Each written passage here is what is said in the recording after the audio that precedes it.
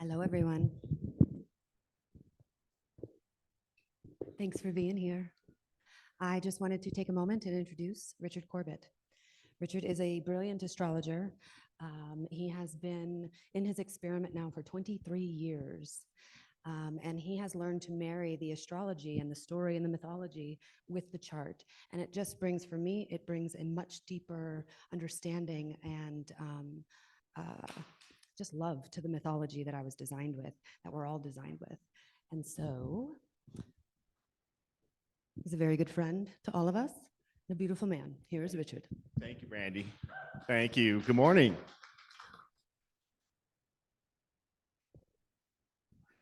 Now, I've noticed from being in this room, listening to these incredible speakers, there's kind of a sweet spot with the microphone. I'm not sure if I'm there yet. I'll try to make it clear. Thank you all so much for coming out today. So awesome to see everybody on, what are we, day 4? You guys feeling it yet? A little worn out? An amazing schedule that Jonah has pieced together for us. I've been truly inspired by so many things I have heard this week, and it just warms my heart to no end. So today, I'm going to be sharing my work, which is human design and astrology, and I'm going to share it through the lens of my story, how I've got into this. And along the way, there'll be a little bit of chart analysis and little stories about my 6-line experience. I have been off the roof now for 3 years, and I always wondered, for the 23 years I've been hearing about this off the roof experience, what would that be like? So I look forward to adding that to the astrology portion of my presentation. So let me begin here by at least first showing you my chart, just so you all can kind of size me up there. 6-2 emotional manifesting generator on the left angle cross of healing. I have 8 6-line activations and 6 3-line activations. So we've got a lot of 3-6 energy going on. My sun is in gate 25 and 46, Sun Earth. I have the channel of exploration designed to following one's convictions. I have my Mars at both ends of that channel. And I'll come back to the planetary activations in a moment, because that's the purpose of this talk. Comes out through the channel of mating, designed focused on reproduction, nicknamed channel of intimacy, and then out through the channel of transitoriness, design of a jack of all trades. So my story with human design, I also want to, I just always think it's important to recognize my mentors in these situations. Whatever I share today that is of value to you, and I hope will be supportive to you, and I want to emphasize the purpose of this talk as well, which is not to teach you astrology. I certainly can't do that in this time frame, but hopefully to inspire you and to stimulate you to follow some of the breadcrumbs that I'm going to throw on the floor today. But what I want to share is that much of what you will hear today started with these folks on the screen right now. On the left is Ed Stanton. He was one of Ra's original students. Well, it's not too bright there. You can see it a little bit. Ra lived in Taos, New Mexico, just north of here, about an hour and a half north of here, for a number of years. And he was there until 1997 when he moved away, which was the year I landed in Taos. So I did not encounter him. But Ed Stanton here, he lived in Taos. And I met him by chance. I got my initial foundational reading. I was blown away, like many of you were when you first got this information. And I began studying with him right away. I was like, I got to understand this. I got to know it. What do I got to do? How do I incorporate it to my life, to my business? And so I actually went through the certification process at that time, which was pretty much find a student of Ra's and hang out with them for as long as it takes to read the manuals. And that's kind of how we did it back then. Ed was my mentor from 2001 when I got certified, and we were together in Taos till about 2005 when he moved back east, and sadly, he passed away. And then later on, I met Genoa and Lasita. He's the director of Human Design America. They moved back to Santa Fe in 2009. So I was thankfully able to reconnect with him. He encouraged me to take the new and improved IHDS analyst program. So I went through the whole thing again over the course of several years, and was so blessed to have his and Lasita's influence in my life. And I continue to teach at Human Design America. And I'm with Genoa and Lasita every week. And they're wonderful people. I really appreciate all of their care and support they've given me over the years. I found this picture just a few weeks ago. And I couldn't believe it. I didn't even know this picture existed, but I was cleaning out some boxes at my mom's house, and there it was. And what this is where my human design story began. This was taken in Taos in 1999, about 5 minutes after my reading was over. I'm holding my chart in my hand there, if you can see it. That's Ed there on the left. The gal in the middle was my girlfriend at the time. She eventually became my wife, and we had a lovely marriage for 15 years. We've parted then, but I'll never forget that day. He actually lived in that bus. He was a gypsy. He was an artist. And again, he really reflected the interesting crew of people that Ra collected in the early days. They were true frontiers people. They were just interesting and different. And you had to be to really, again, get connected at that time. But that's where it started. So the way the story I want to share kind of goes like this. I just want to very briefly mention the first 30 years. Because again, that picture was taken right at my Saturn return, right? So I was just at that moment, I think 6 months post exact Saturn return and going up onto the roof. The first 30 years for me, some of the things I can validate from what we read from our materials is that it was a lot of things happened. You know, I felt like by the Saturn return that I had actually lived a full life. I remember thinking that, like, well, if I died now, I've seen the world, I've done a lot. In my childhood, there was a lot of crazy family dynamics with divorce and moving, sexual abuse as a child, all kinds of crazy stuff. I did get a lot of love. My grandparents were there for me, and I really appreciate that, because without them, it would have been a much more difficult situation. But when I look back at my leaving the home, you know, going through my 20s, I loved it, and I still do. They were the most unbelievable, exciting times of my life, really. They were just so wild. I was joined the Marine Corps. I was in Special Forces. The things I got to do and see were they fit my design. I'm a Sagittarius rising, and all that 6-line activity and channel of transitoriness, having those extreme experiences were just incredibly fulfilling. So I know when I first heard about this whole trial and error phase, it didn't really resonate with me. I don't look back even now at those first 30 years as trial and error. I think maybe other people may have looked at me and saw trial and error, but for me, it was just fun. It was wild and cool and experiential. So the Saturn return comes in, I get the human design. I met that gal, Sarah, in the picture. We fell in love, we got married. I started a career here in the area. I was in sales, working for a company. And there I was on the roof, living life, giving readings, as inexperienced as I was, deconditioning as best I could. It was very challenging back then because there was no community. And again, that's why being in this conference environment with you all, last year was my first one. It still just gives me goosebumps to be in person with so many lovely people going through this together, because I didn't have any of that. It was a real lonely world, especially once Ed left. I was the human design flag in northern New Mexico. And I remember sometimes when Ed would get a package in the mail from Ron, there'd be a cassette or a CD, you know, it'd be like, oh, we got a new CD, let's listen to it. I mean, there was no internet, right? Forget social media. That was many years down the road.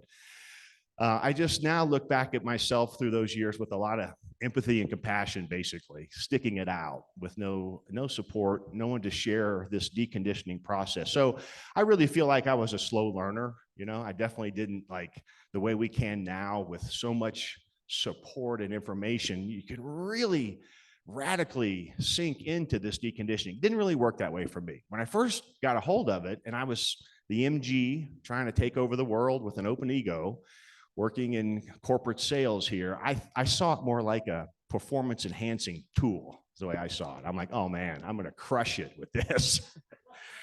and funny enough, it helped that way. I I managed about 100 salespeople at that time, and I would share it with anyone that would let me. I'd ask for permission. I'm into this kind of woo-woo thing here, but it's helped me a lot. Could I tell you about it? And even just sharing the solar plexus information was profound, right? Because if you're a sales rep and you're going out banging on doors at the low end, you're not going to have very good luck. So even just getting that concept across and people trying it was pretty helpful. But there again, for myself, I just felt like it definitely was longer than 7 years. And maybe you'll hear some of that in my story, just to encourage people that are going through this. It happens in its own time. And for me, 23 years later, honestly, it's still happening. I'm still uncovering things. I'm still learning about myself. There's no end goal. There's no end result. It's just a continual process of evolution, mutation, and individuation. So, here we are. We're going through the early 2000s, and coming up on about 2008, my life was, I felt at the time, about as good as it gets. I was happily married.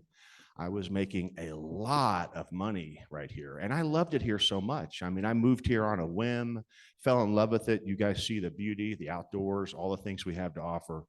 I just felt like I was on top of the world.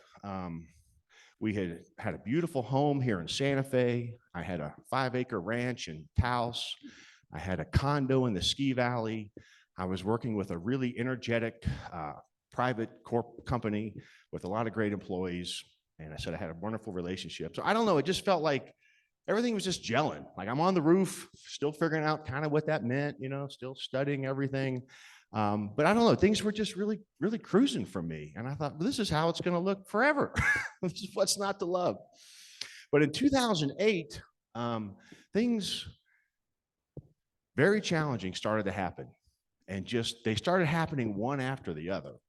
And things started to turn south for me. And what was freaking me out was I couldn't understand what. I'm like, it was my business, our business started to falter. Income dropped in a ton. A lot of this at the time was tied up with the financial crisis, right? So that happened in 2008, for those of you that may remember that. Things for the country were going bad, and that was affecting me, but it was affecting me, it seemed like, more than anybody. Everything just fell apart. To fast forward through all the trauma of what was happening, but essentially we went from this young, happy couple, millionaires, homes, cars, this incredible life, going to Europe every year, those kind of things. And in about a year's time, I could see that it was all ending. Again, the job fell away. We lost the job. The company closed down. Taos and Santa Fe became a ghost town. During those recession years, the tourists stopped coming. And it got really weird out here. Property prices fell 80%. I had a home that was, prior to the big up push, was already appraised at $1 million. It eventually sold in foreclosure for $275,000. So just to give you kind of a perspective of how much things fell apart. And so for me, it was just, it was so crushing. I mean, I'd worked at that point about 15 years building this beautiful life, and it all literally just disappeared. Affected the marriage. We fell on hard times. We ended up getting divorced, lost everything, all the money, all the houses, the job. I was homeless after all that fun ride. And it was so depressing. As many of you that are here, we all are here. We experienced difficult times. This one was the hardest of my life. It just, everything that I ever thought was one way was no longer that way. And so human design at that time, I was so confused because I couldn't understand. I thought I was following my life force energy. I'm responding. I got into all this out of response. I was just going through all this stuff. Like, I know that being correct doesn't mean always better. I mean, I got the concept that correct doesn't mean that life's going to be a breeze, but I just couldn't understand this level of destruction from my entire foundation of life disappearing. So this was happening right as I was coming into my Uranus opposition at this point. And this is my Uranus opposition chart. So I don't know how well you can see it, but I would spend a lot of time looking at this, trying to understand, where do I see total destruction in my life? And of course, you can see gate 36, the gate of crisis. We got 6, the gate of friction. There's a couple of detriments in there, a couple of compromised gates. But knowing all the keynoting and all of the background study I had done, it still just didn't add up. And it was, and again, just to share for those of you that have been there, and I'll come back to this later on where this has led me to. But I just want to share it right about my Uranus opposition. I was contemplating suicide every day, praying for death. And I would sit there with the method that I was going to use, crying and in disbelief. And thank God I had just a few people, including my mother and a few close family members, that would always at the final second get me to walk away from doing that. But just to share how cold and dark and miserable. I mean, I just don't know if I could even find the words to express the level of pain that I was experiencing as I'm looking at this chart going, I don't get it. It just didn't, I couldn't find it. So what happened at that point, thank God, was a very dear friend of mine said, well, I know a really good astrologer in Santa Fe you should go see. I was like, well, I'll try anything at this point because I'm ready to check out. So I go see this guy, and within 10 minutes, he was describing everything that I was going through. Like, it was uncanny. Like, I'm in there, I go in tears, and then within 10 minutes, I'm just like, my mouth is hanging over. I'm like, how can you see this? How do you know this? So on the one hand, it was wonderful because at least I was getting some third-party validation that I'm not losing my mind here. I'm not going deranged. There's actually, as he was saying, a purpose to this happening. Okay, what is that all about? Well, I don't know if you all, as you're scanning these, both my natal on the left and the Uranus opposition transit on the right, but there's something in there that I did not know to look for. And I'm going to show you what it is. You can take your guesses right now. Comes from the right side of the chart, from the transit. And what it was, well, there's my natal astrological chart. I'm going to come back to that because we're going to do some chart analysis, and I'll use my chart to show you how I work with clients now. Now, in this chart, again, it's kind of hard to see, but the inner wheel, this is my natal chart. Okay, so I'm a Libra. Here's my sun in gate 46. It had this big pile up here. There's a whole bunch of planets that were all lined up in the sky in a conjunction, is what we call it. So my sun at 3 degrees Libra, my Uranus at 4 degrees, Mercury at 9, Jupiter at 13 degrees. And then down here at the bottom, opposed to all that, we have the moon and the Chiron. And then over here on the side, we've got Mars.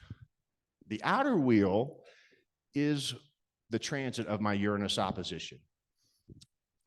What he showed me was that my Mars here was being conjunct by Pluto. So that's one thing.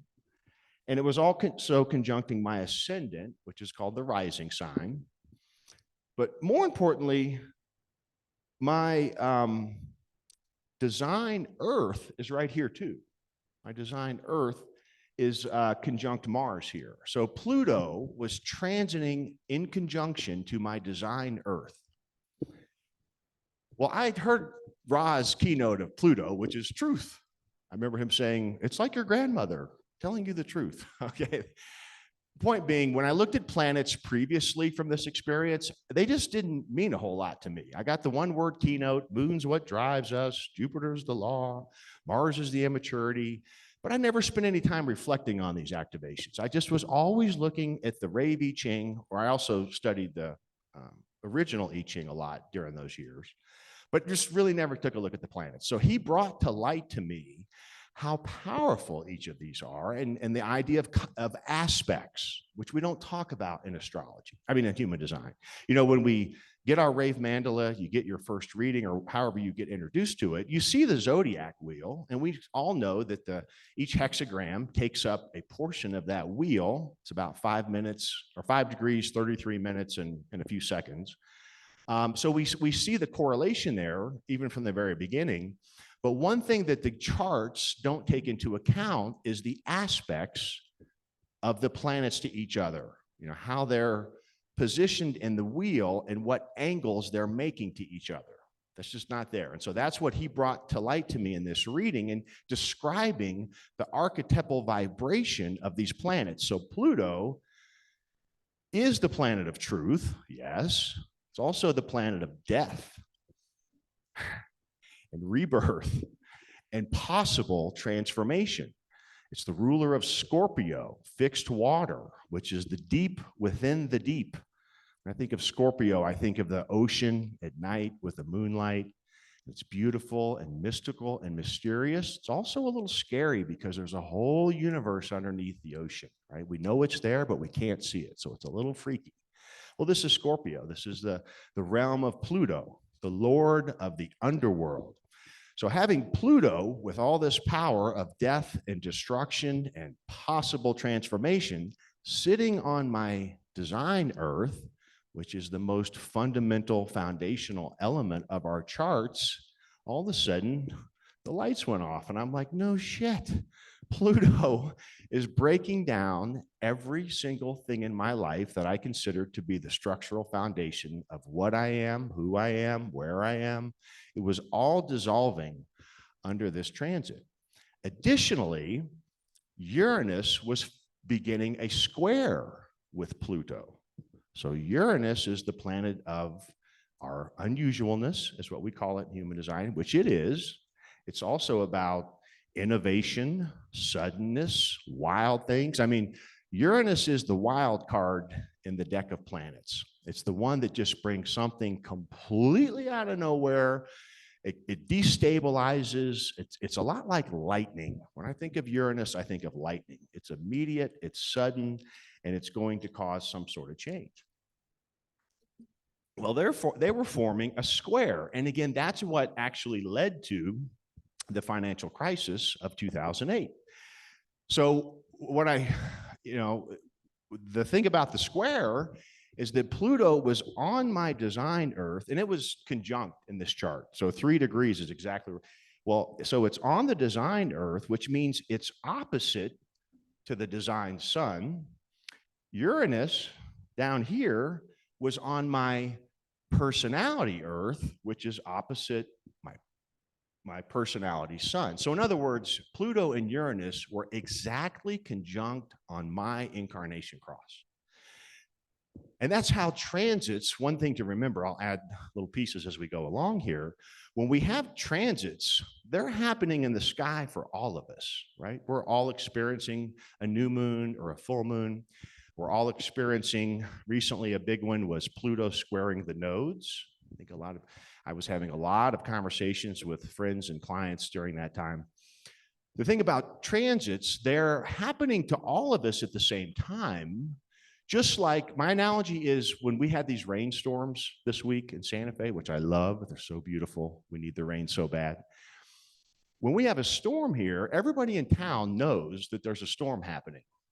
Some of us here at the venue had a few clouds. It got a little bit cooler. But just up the road here, they actually had flooding, right? Same storm. One property is flooding. The rest of us are just feeling a cool breeze. And that's kind of how transits work.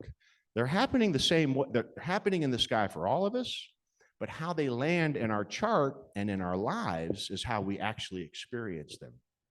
So this, and I want to go further. So this got me into, this just blew me away, right? I mean, it's one of those moments you just never forget. Like that reading, I came out of there and there were still some hard years to go because this particular transit with Pluto and Uranus, they take a long time.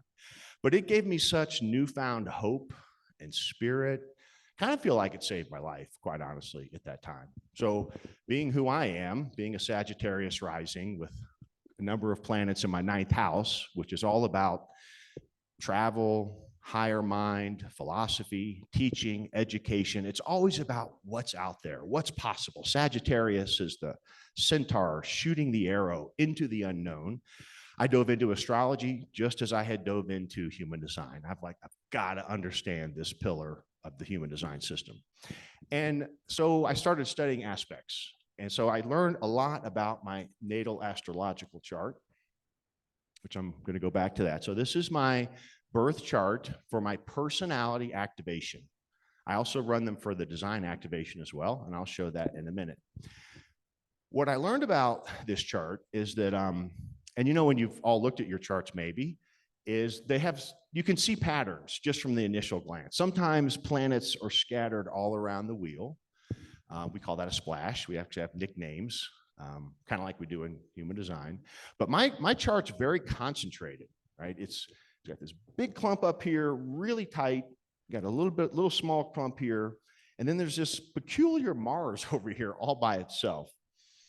Well, Mars is in what we call my first house, which for all of us, that is about our self-expression. This is the first house of self-development. It's how we express ourselves. It's ruled by Mars, the god of war. Mars is our warrior spirit. We call it immaturity in human design, but let me tell you, it is a lot more than just that. It is how we get what we want. You know, I think of Venus, love, beauty, harmony, aesthetics.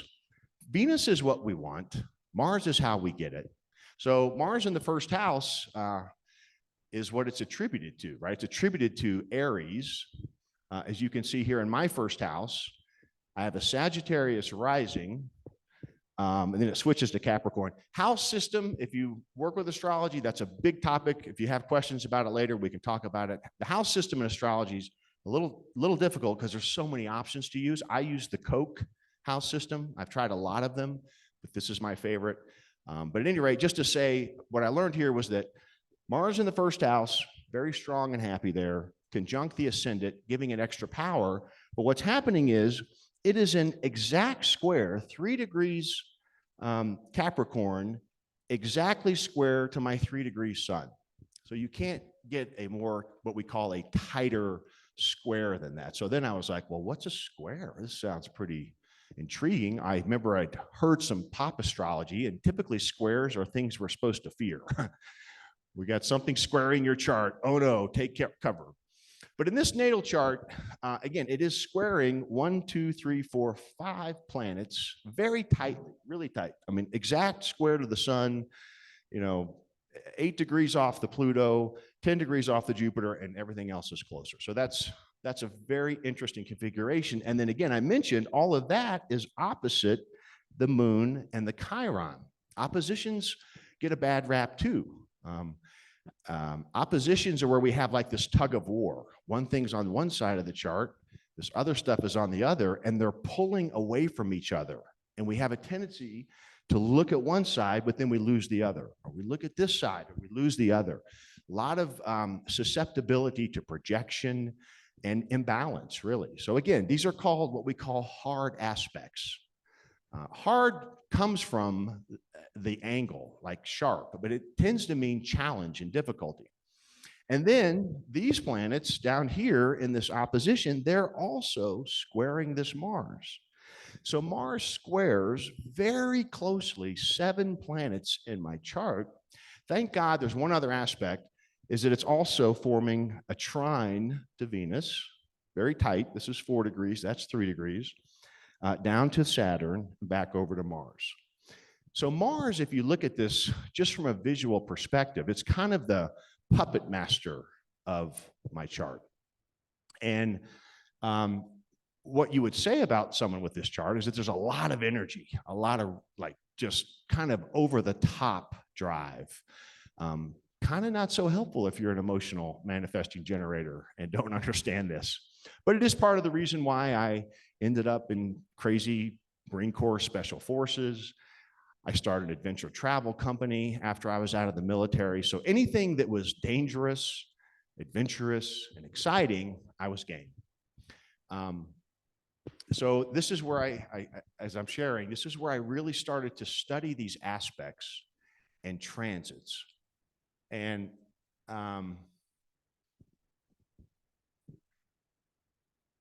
what I want to say about that, what I've learned now, having worked with this information, astrology itself, for about 10 years now, is how much I have come to love and appreciate not only every planet, but I love every aspect. You know, in the body graph, you all know the channel of mutation, a design that initiates and fluctuates.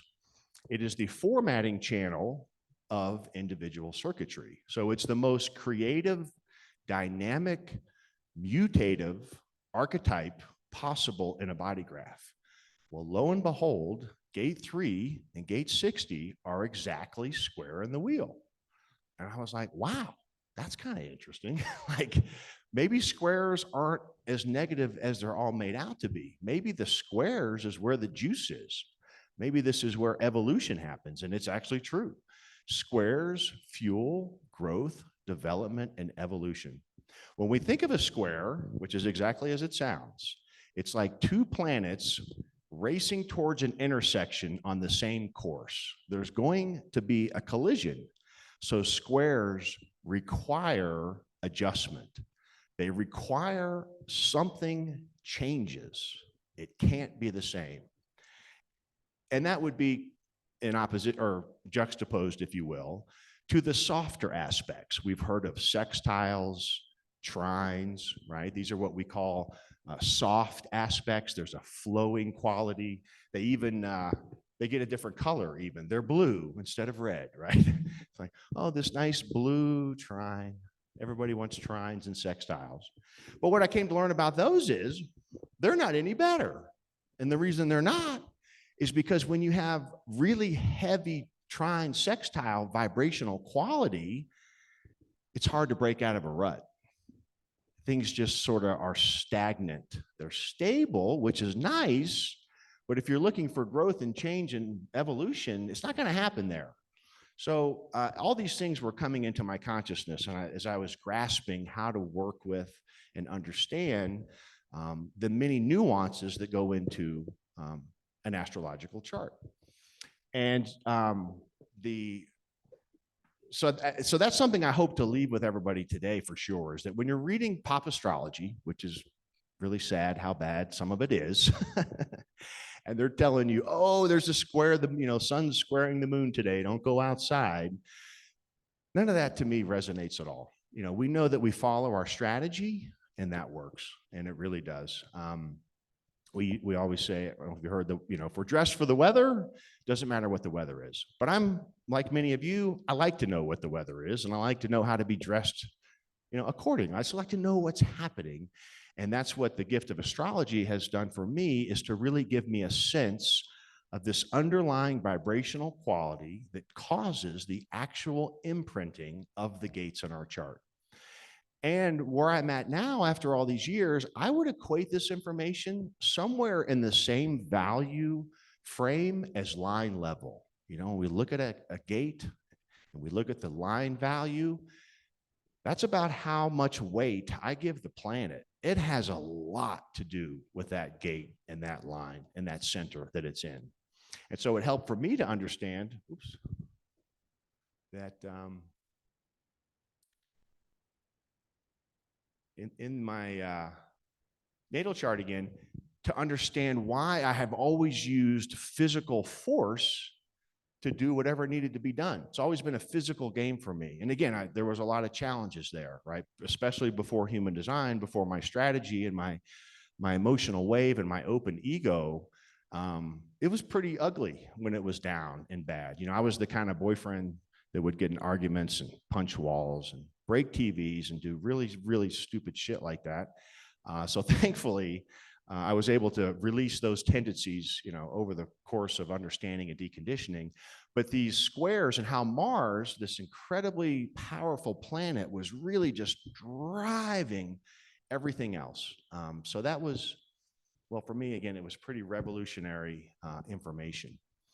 What I also learned from my chart was that as you can see all these planets up here that are in the 9th house, but there's a couple of 10th house. This is all about how we shine out into the world. 10th house in astrology indicates career and how we present ourselves in the world. And so I've got a lot of great energy going up there. My power of Pluto, my life force energy of the sun. I do it in sort of an unusual way. I have good communication skills right next to Jupiter, which is expansive. Jupiter expands whatever it's aspecting in the chart, which again is not always a good thing. Sometimes there's too much of a good thing. But I guess what I want to say is that I've always had a really strong career-oriented bent to me.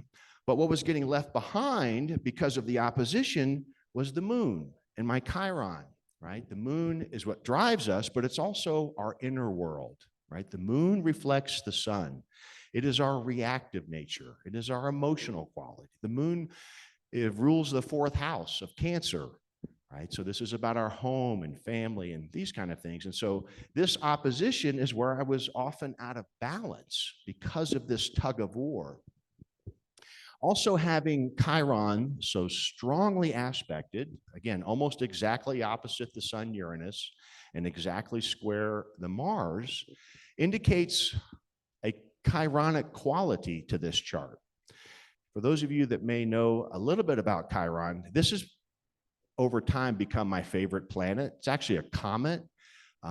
But I love Chiron, and I want to share a little bit about it because I do think it ties into anyone that has a 6th line in your profile.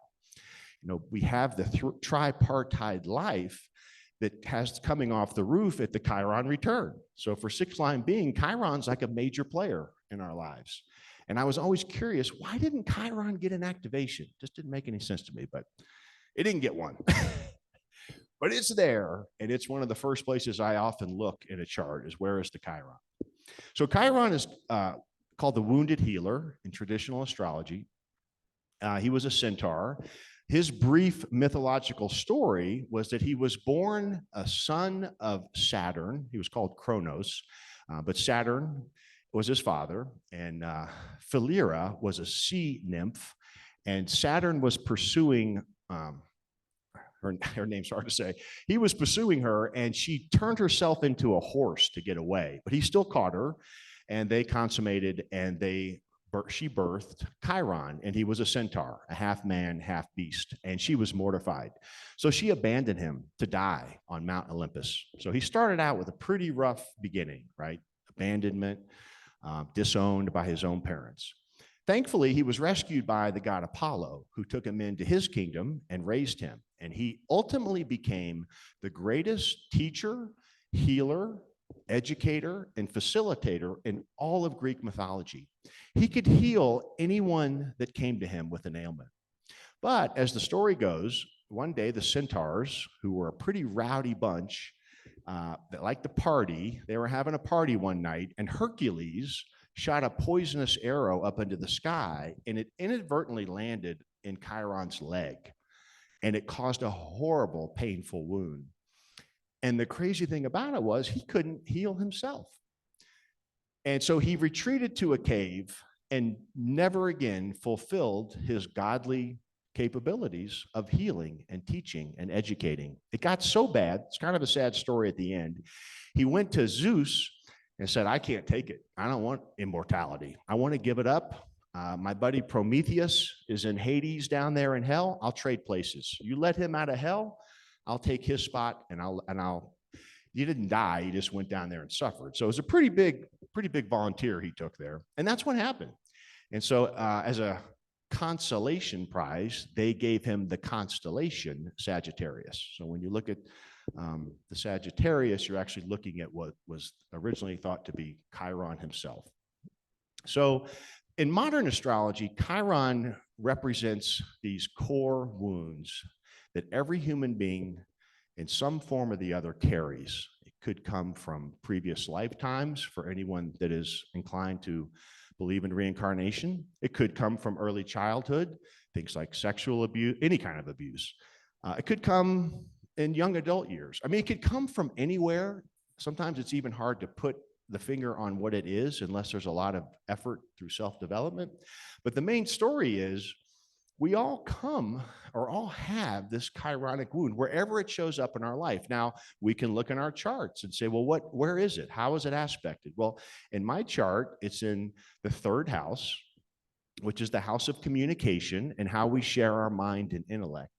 And so the way I saw that play out in retrospect of my life was that if you would have seen me at any previous point to my life, kind of before human design, early human design, I was always very successful. I was always at the top of whatever. It's that good, MG, what's the goal? I'm going to hit it, open ego. I'll work as hard as I got to. But there was always something missing. It was never truthful. I always just recited whatever the role was, right? I had all this capable energy here to shine out in a really bright role model example of this is what success looks like. But inside, it was hurting. It was hurting a lot because I never felt like it was my truth. It was always somebody else's truth.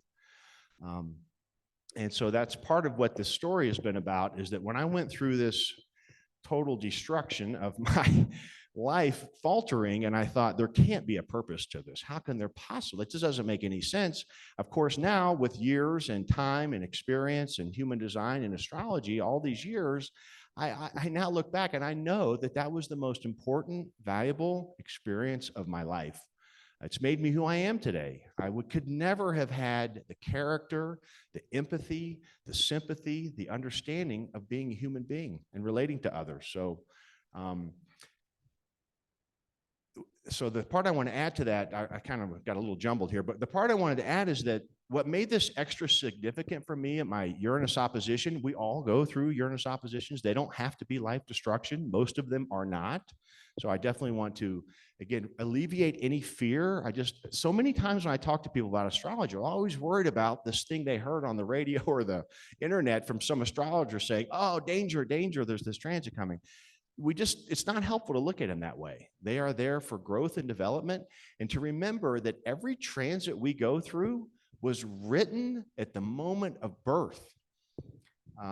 These aspects, which we all also in astrology call harmonics, they are the music of the universe. They are the vibrational quality of these planets, and they're here to help us. So I mentioned how mine was so significant specifically because that major aspect was not only conjunct my 2 points all 4 points of my incarnation cross, but because of this grouping here, when I get a transit, I really get it. Like when that Pluto was over here, first it was squared Venus, then South Node, Pluto, Sun.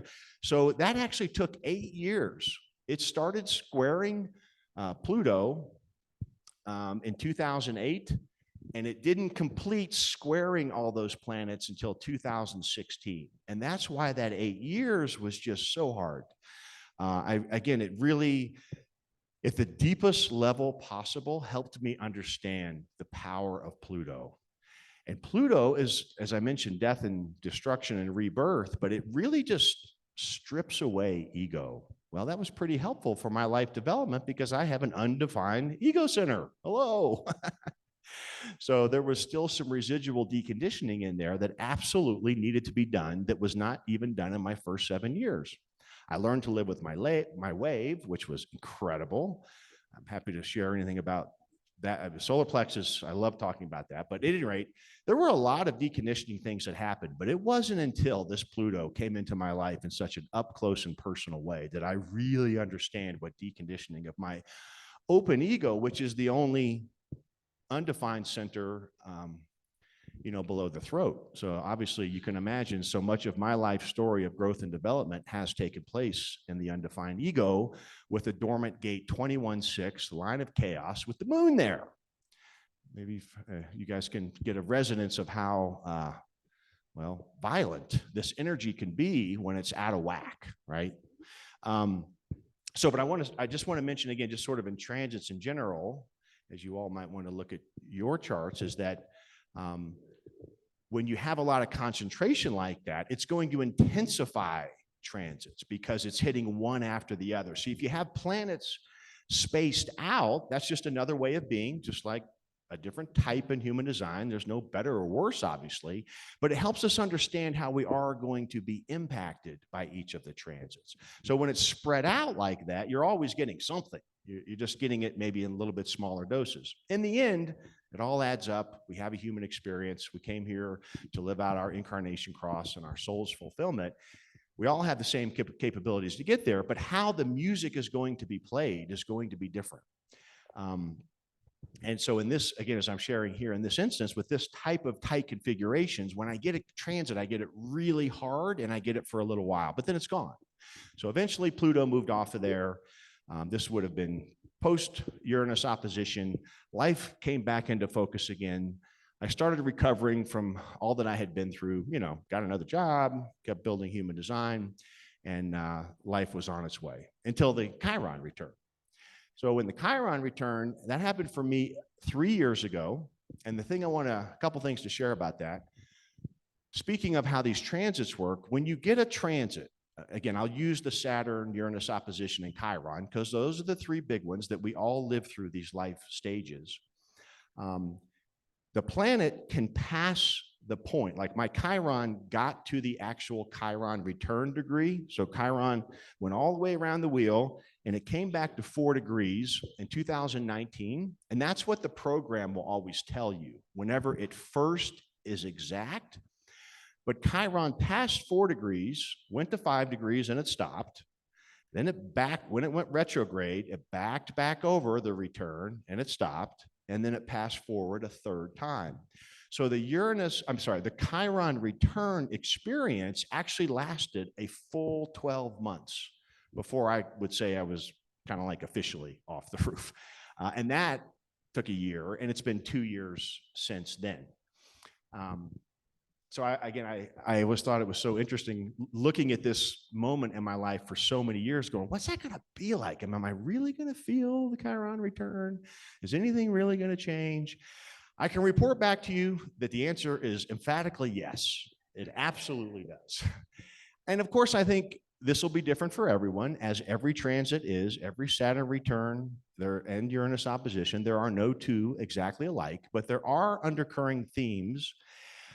In my situation with the Chiron return, I do have to feel like I put in a lot of effort. I mean, I had been in human design for 20 years. I got the astrology at that point for about 7 or 8 years.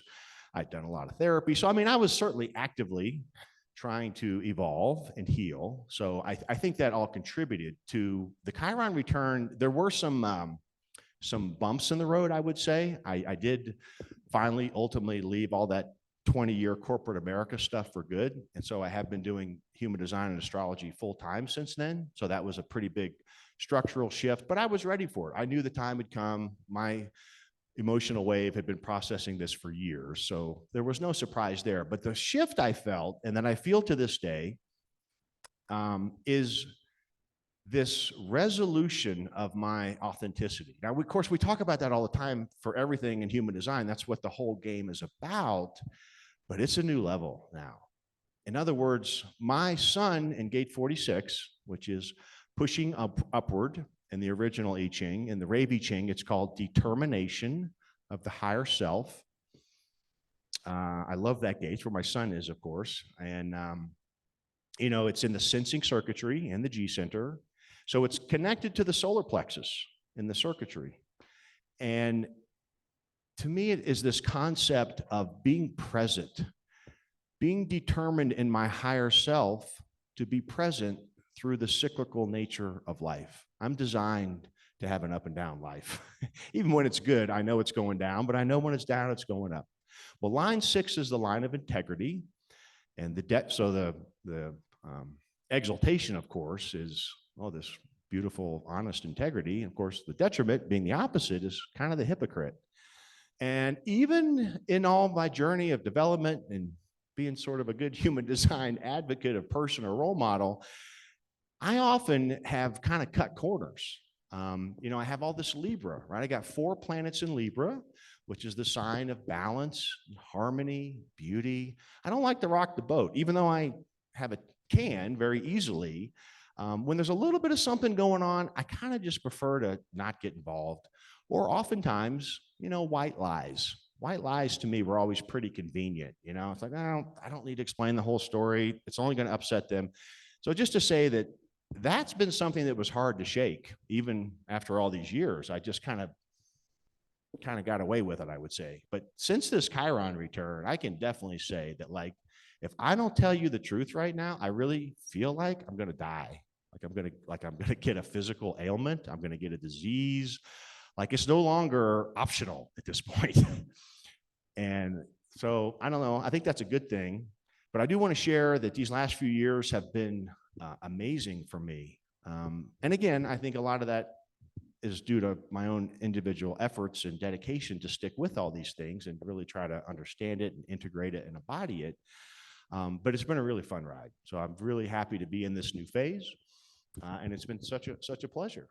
So I encourage everyone who has a sixth line to know that good news, I hope, is coming your way in terms of the transits. I also wanted to share that through my personal experience, I mentioned when Pluto went into Capricorn here at gate 10, which straddles Sagittarius and Capricorn. Again, this was at 2008 when Pluto went in there. And lo and behold, for those of you following the transits, it's finally about to leave Capricorn next year. So it's been there since 2008. And what it's been doing there is bringing its plutonic qualities to Capricorn in our world. So Capricorn is ruled by Saturn. So we're talking about the taskmaster, farther time, the structure. Saturn brings discipline, structure, limitations, right? Saturn is here to keep us on a path. And it's also the ruler of Capricorn. So with Pluto going through Capricorn, we can think of Capricorn as our structure. So we're thinking about government, world systems, world financial systems, right? So if you think about since 2008, we had the world recession, we call it now. We also had the Iraq war, which was based on a lie of weapons of mass destruction. We learned that maybe we shouldn't trust our government so much. Maybe they're not telling us the truth. We can see what's evolved in politics, even US politics, how media and news networks work. And what I'm getting at is we've been seeing a destabilizing of our world structures. And that was Pluto's job. Pluto comes in, and it's been like a roto-rooter in Capricorn, just showing all the weak spots in all of our larger organizations, which could be attributed to Capricorn. And it's finally leaving. It's pretty wild. So wasn't it interesting?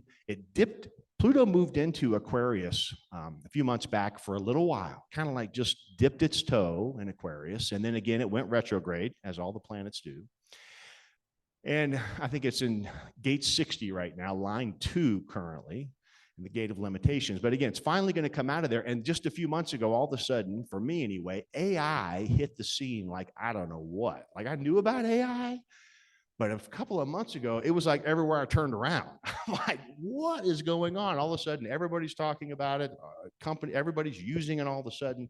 It just felt so sudden to me. But to me, that was like a little taste of what we're going to see when Pluto finally moves for good into Aquarius. So the next 20 years are going to be, as we all can imagine, quite amazing in this revolutionary sign that Pluto is going to take its power of transformation through. So I think it's going to be very exciting.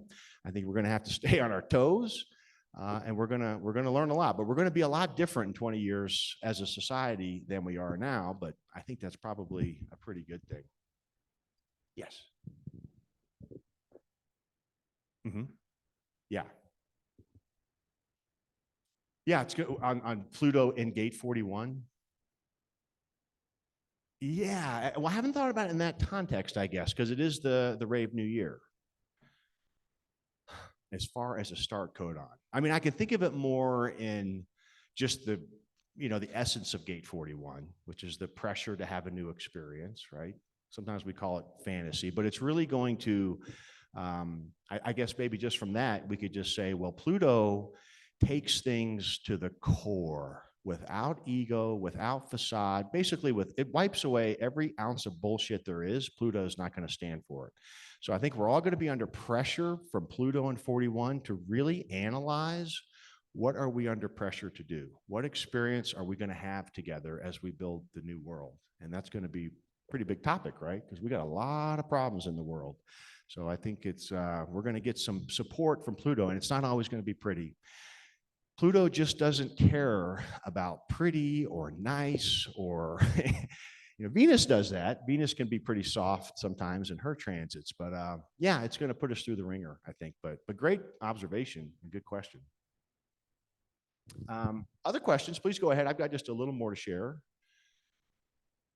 That was my Chiron return. There wasn't too much I just wanted to share about my Chiron experience. Oh, I also like to look at, as I mentioned earlier, whenever I do a reading now, I also like to look at of course, the astrological birth chart and the design. And here's another really cool thing that you may already know. Again, I knew it, but I just never put thought into it, was the fact of this whole 88 degrees business, right?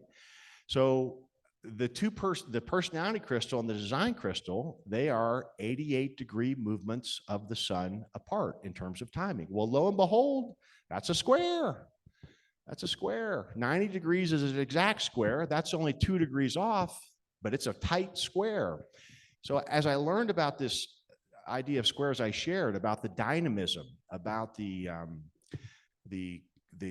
friction, right? I mean, our two crystals couldn't have any less to do with each other than you can imagine. I mean, a square is where two things are not getting along. Something's got to change. So it really, again, just sort of brought a new awareness to our charts where I'm like, wow, man, they've really, I mean, in my sun sign, I'm a Libra.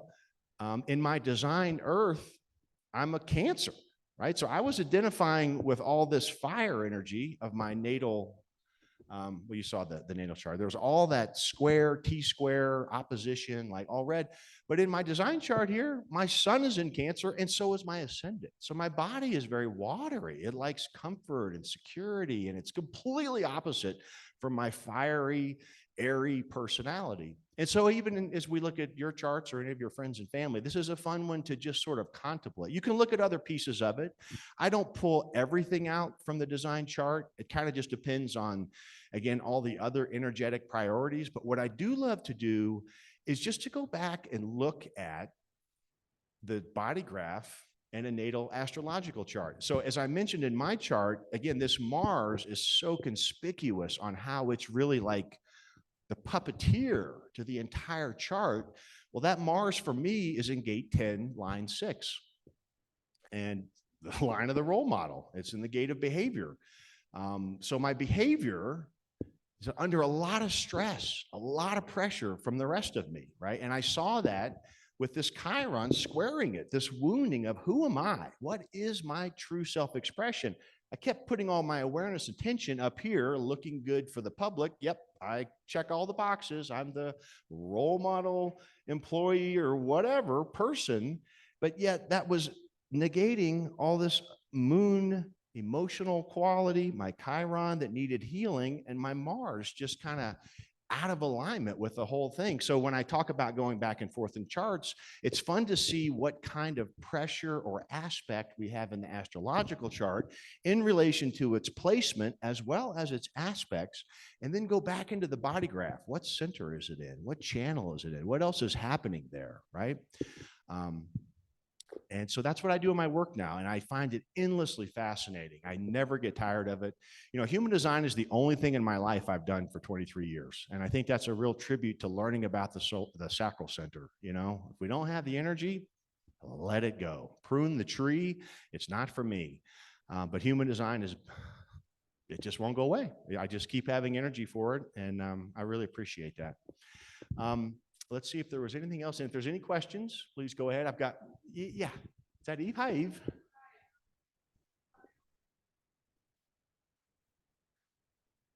Mm-hmm.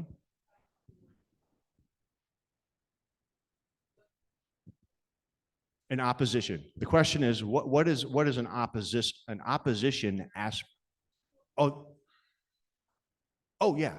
Oh, you bet. Yeah, you're in a opposition. Okay. So Uranus, as we've mentioned, is all about this change, revolutionary, sudden, impactful adjustment, if you will. So we live on a Uranian life cycle. The average age of us is 84 years old, and Uranus takes 84 years to go around the sun. So that's why we get the Uranian life cycle. And the Uranus opposition is when Uranus is now as far away in the sky as it was at your time of birth. So it's in that opposition. You can't get any farther. And so in one sense, it is indicating you're halfway through life. So that's why we sometimes negatively coining it the midlife crisis. In my case of examining many hundreds of Uranus opposition charts, there's always going to be some bumps in the road, all right? Because it's a reevaluation. The body, not the mind. The mind will do what it does. It's always doing that. But the body actually knows, right? The body's like, oh, okay, shit. I'm starting to feel the aches and pains. I'm getting older. And then we start to ask ourselves, what have I done with my life? Where have I put my energy? What have I produced? Who am I? Where am I? Did I do it wrong? Did I do it right? It just really stimulates a lot of midlife questions that are perfectly normal, perfectly natural, and they happen for all of us. And what happens during that Uranus opposition is Uranus is fueling its innovative quality. It's such a weird planet. It doesn't even rotate on an axis like all the other planets. It actually rotates sideways. Uranus is actually tilted 90 degrees and rolls like a ball. It's just such a weird planet. So at any rate, that's what I would say about the Uranus opposition, is that at a minimum, it's creating a physical felt sense of where am I in my life, all right? And then what do we do with that? Well, we follow type and strategy and so forth. And then we can look to see what other aspects are happening for an individual during that time. And again, it just so happened in my case, it was like as big an ass kicker as you can get. Thankfully, not everybody has to go through that. Think about Pluto, to go back to Pluto. Did that answer your question a little bit? Okay. And then with Pluto, it takes 248 years to go around the wheel, right? It takes forever. So we only live through a small portion of the revolution of Pluto around the sun. So in anyone's life, you're probably going to get one or two of the hard aspects, one or two of the soft aspects, and that's your Pluto experience. So, I found it interesting to learn that 2/3 of society don't even live through what I went through. I was like, okay, well, I lived through it, so that's pretty cool. But anyway, back to the transits. What I want to say about that. The outer planets, Pluto, Neptune, which takes 165 years to go around the wheel. So again, a very long time. And then you have Uranus. When they're in the sky, they're like holding scaffolding, right? They're so slow and they're so apparently stationary. They set up like a framework for all of us. And then our personal planets, Mercury, Venus, Mars, and Jupiter, they ping those outer planets. As they move through, they're forming first a conjunction, then a sextile, then a square, trine, etc. And so we can really see what I call sheet music. Astrology to me, the way I think of it now, is it is the music. That's why I call this talk the music and the form. This is your song. When you look at your birth astrological chart, I think of that like your song, your favorite song that you're here to sing, play, and dance to. But then when we add our body graph to that, that's our vehicle. That's our body that we're in. And so it's like when I'm in the body graph, I feel solid. I've got type, I got strategy, I have my own inner authority, but I'm playing my favorite song on the radio. So the music and the form was a helpful metaphor for me to think about this. And here I just listed out what the notes are. These are the 12 harmonics in astrology. Again, many of you or most of you would be familiar with most of these. The conjunction, it's called the first harmonic. That's when these planets were bunched up together, when they're next to each other. That's the loudest. When we see a conjunction in a chart, okay, noted, like that's an important point. When we go to the second harmonic, that means we've now divided the wheel into two parts. So second harmonic means 2 parts. So you get the opposition. And then the trine being 3 parts, 360 divided by 3 is 120. So we have third harmonic, and so on and so forth. So in any given chart, you're going to have any number of these layered into each other. But this is how I read the music when I read a chart. I'm looking for the energetic priorities and how many there are. And then we look at which planets there are. And then we look at which sign and house they're in. So it's very similar to body graph analysis when we look at type, authority, etc. We're looking at the energetic priorities. And I've done it enough where that's where I got onto this whole music thing. It's almost like I feel the music in a chart. Just like when you look at my chart, emotional MG, 3 motors, like, okay, I feel a lot of energy from that chart. Well, the same thing happens here with these astrology charts. We use these notes. Each of these harmonic activations are notes that produce a vibrational quality. We're about out of time. Are there any questions? I was going to share one last thing if you guys want. I don't see any hands. We'll end it on this. I thought it'd be fun to take someone famous and just kind of show you how this can work. So if you look at this chart, I'll tell you who it is in a minute. You see right away, we have got a sun-moon conjunction. This person was born just a few hours before a new moon. Okay, it's 16 degrees moon, 19 sun. So within a couple hours, we had a full moon, and that's in Aries. Again, Aries is the house of self-expression. It's cardinal fire, and it's ruled by Mars. So first aspect we looked at, which is typically the loudest, being the conjunction, I'm getting a sense of like, wow, this person's got some Aryan energy coming out in its home sign, right? Or not home sign, but just a sign of self-expression. Mercury's also there. So now we've got a really strong moon, sun energetic, followed by the communication strengths of Mercury, all in fire. We can see that there's a very strong, when they're strong, they get brighter, just the computer aspects. It's in a very tight trine to a Pluto-Saturn-Mars conjunction, also in a fire sign. So here we have 3 more planets, the power of Pluto, the structure and discipline of Saturn, and the real power of Mars in fixed fire. So now we've got 6 planets in fire. Then we can come over here and see that it's a Sagittarius rising, the other fire sign, okay? And in the first house, in Sagittarius, we have Jupiter, the planet of expansion. It just goes and builds and builds. Jupiter always expands.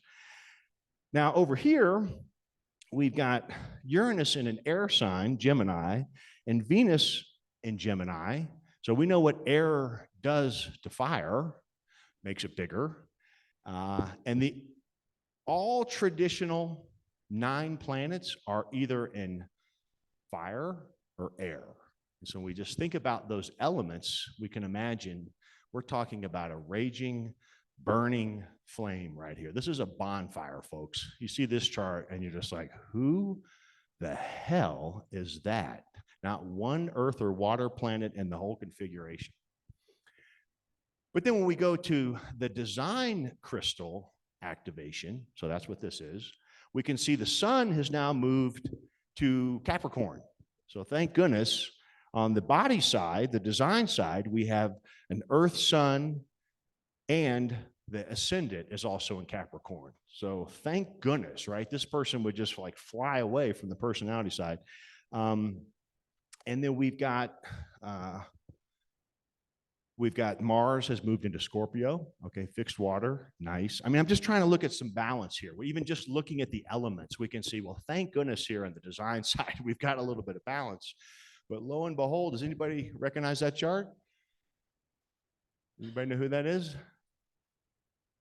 Yeah, it's Ra. It's Ra. His sun is in gate 51, line 5, and his moon is in gate 51, line 2. Gate of shock, right? Courage. So, boy, we all know the fire that burned within him, and you can certainly see it burning in his astrological natal chart as well. So, folks, well, thank you so much. I think that's all I was going to share. Any questions? Yes.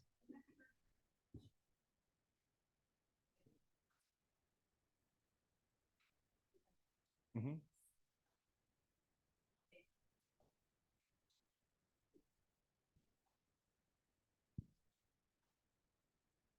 Well, okay, so it adds a undercurrent of vibrational quality. Absolutely. Yeah. Certainly not going to change what we know to be the keynoting, the channel itself, the circuitry, right? All that is structure, but the vibrational quality of that planet is absolutely going to be considered in that channel or that gate. And that's what I'm, again, really just encouraging for everyone to take a peek at. Start to just reflect on your channels and your gates now. Which planet is it? Is it Neptune, the which rules Pisces, and it's mutable water, and Neptune is mystical and spiritual? Yeah, it can be delusional, you know, it has its, every planet has its spectrum of energy, just like a line value does, right? Line one's insecure to secure, that kind of thing.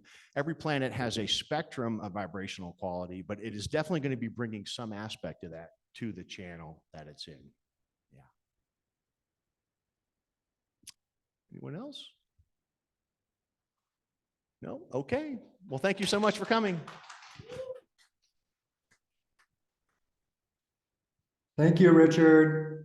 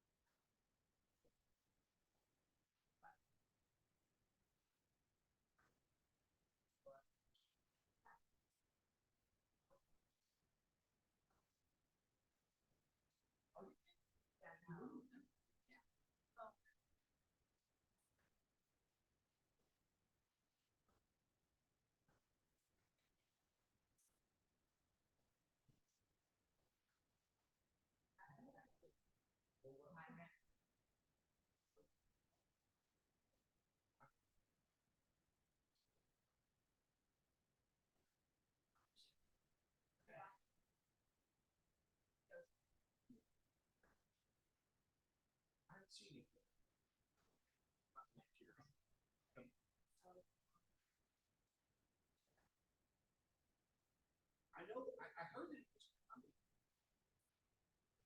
There is supposed to be another talk in 10 minutes, but I don't see it. There's a talk here. Yeah, there's a talk here.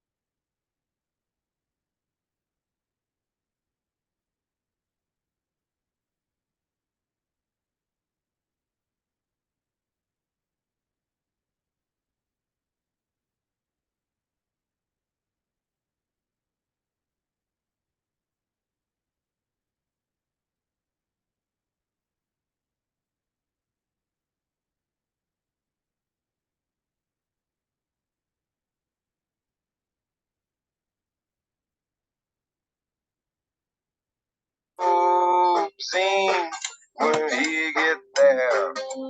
Everywhere he goes, makes the people mad, makes the poor man pay, and the rich man glad. He's the president, but I don't care. Oh, he's the president.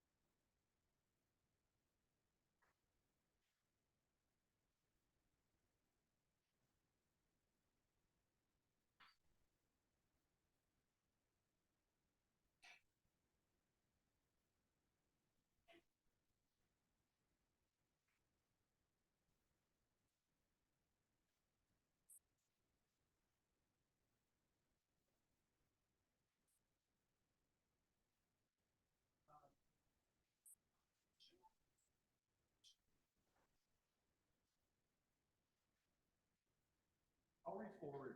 Yeah, we can square away. Yeah. Cool. Yeah, yeah.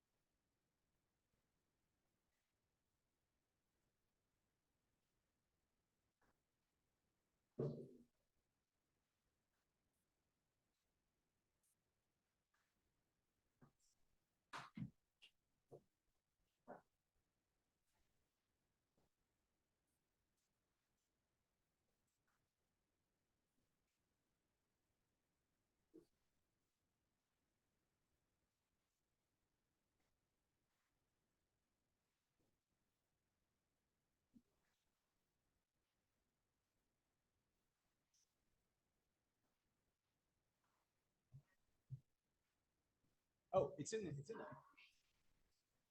Thanks, man.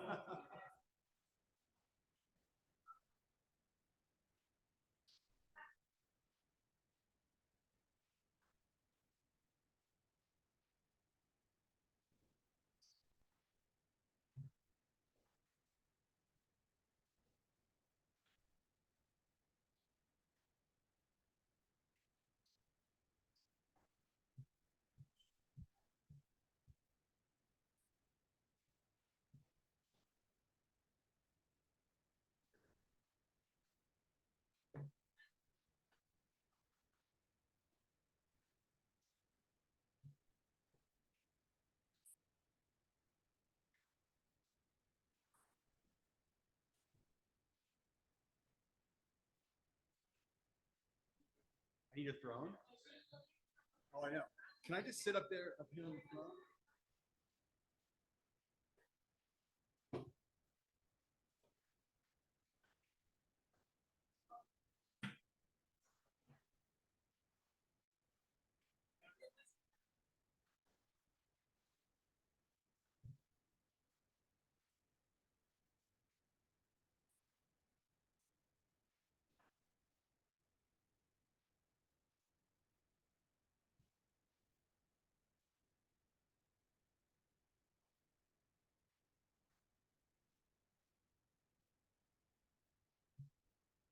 We'll get started in a few minutes. So many people would set me up here.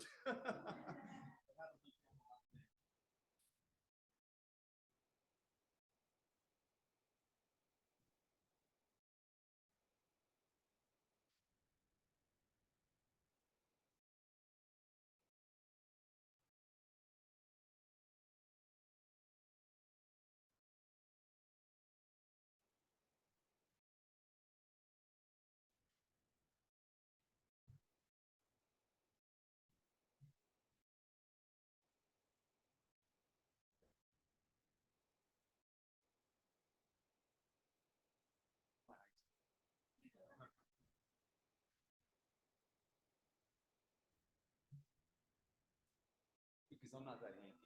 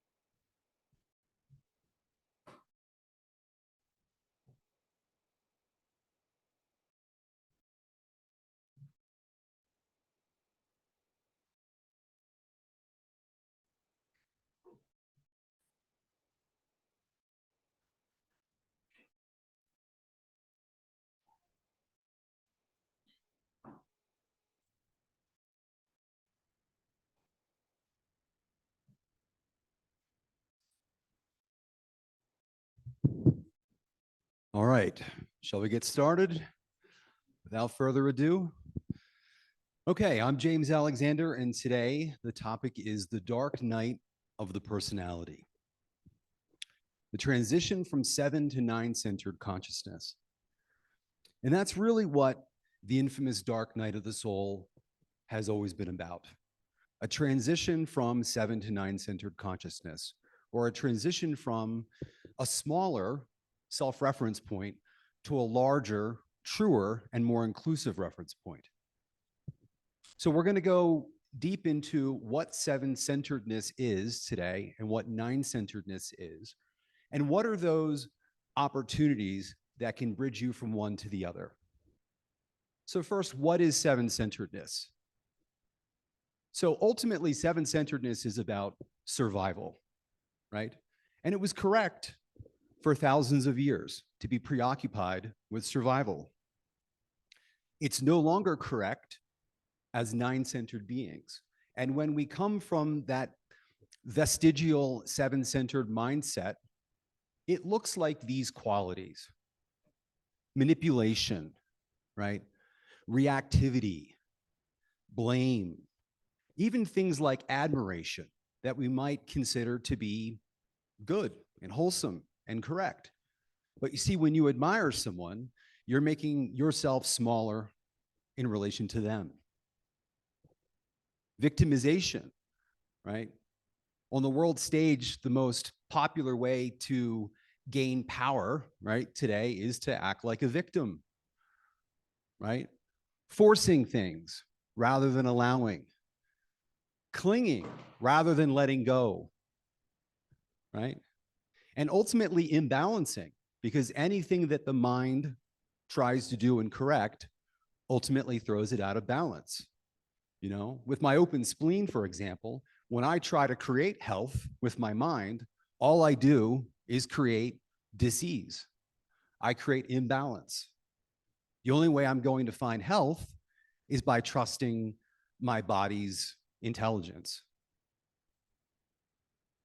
So our task, if you're a human design analyst or mentor or coach, is really to go beyond just keynoting the chart, but really demonstrate and point to the 9-centered life, right? And this follows up with themes that I spoke about in my last talk.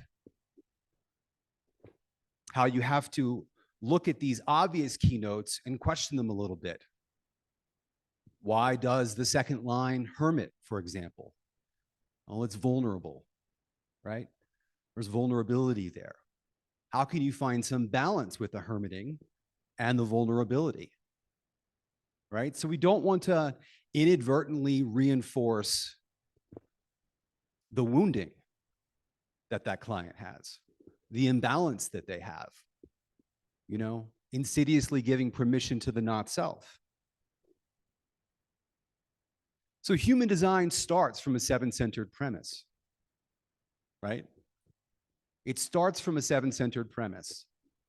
And 7-centered human design sells. That's what's sexy, right? The notion that your life is going to be better.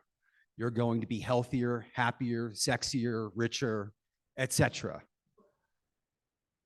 And anyone who's been in the experiment for long enough knows that life is never that smooth.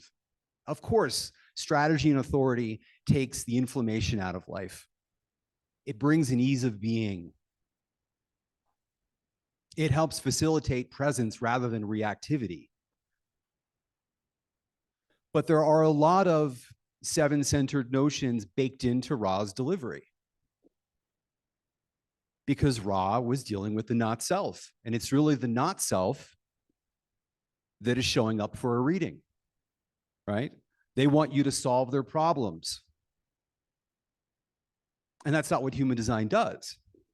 I mean, having trained analysts, a lot of questions I would get were, well, how would you fix this? And human design is not about fixing anything. So it's the not self that shows up for the reading and begins a 7-centered journey with human design. Even the notion of strategy is seven-centered. It's a strategy to get beyond strategies.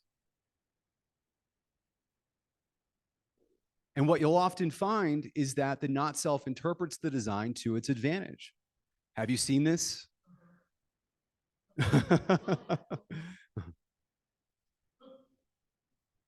I mean, of course, it's appropriate to say, hey, this is who I am. It depends on the energy behind it, right? The energy that they're speaking from, the defensiveness that surrounds the words, right? But human design can become an excuse for all sorts of dysfunction. All sorts of dysfunction. Yes. Yeah.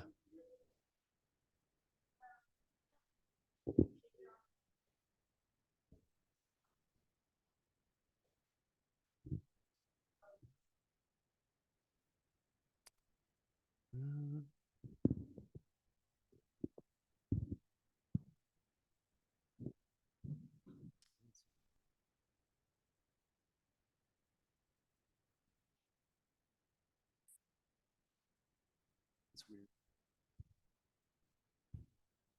It sounded to me like it was coming from another room. Yeah.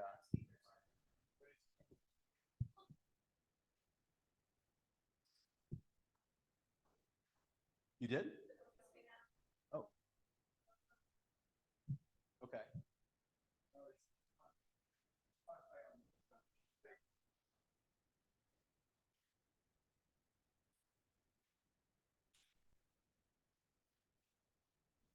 Yeah, thank you for addressing that.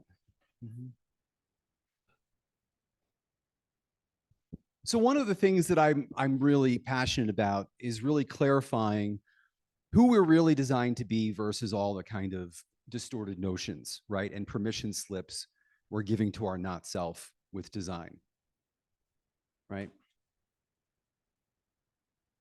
And one of the things that I've noticed is this tendency that some people have to emulate the passenger, right? And that has an odor to it, right? There's a resignation, right? There's a negativity, there's a downtroddenness, an apathy, right? You can't try to be the passenger. You can't intend to be the passenger. The passenger is always there, right? What isn't always there is our identification with the passenger. And that identification with the passenger is emergent, right? That's why spiritual teachers, you know, throughout history have talked about grace. And I do believe that strategy and authority creates alignment and a certain opportunity for grace. But none of us are the passenger all the time, right? Even the popular spiritual teachers on the world stage, whose claim to fame and resume essentially entails having an awakening experience, they're not anchored in that. I've never met anyone who is anchored in that, right? We move in and out of that consciousness. And Neptune rules spirituality. That's why awareness paths can lead toward delusion, right? Or awakening. I have my personality south node in gate 49, line 3.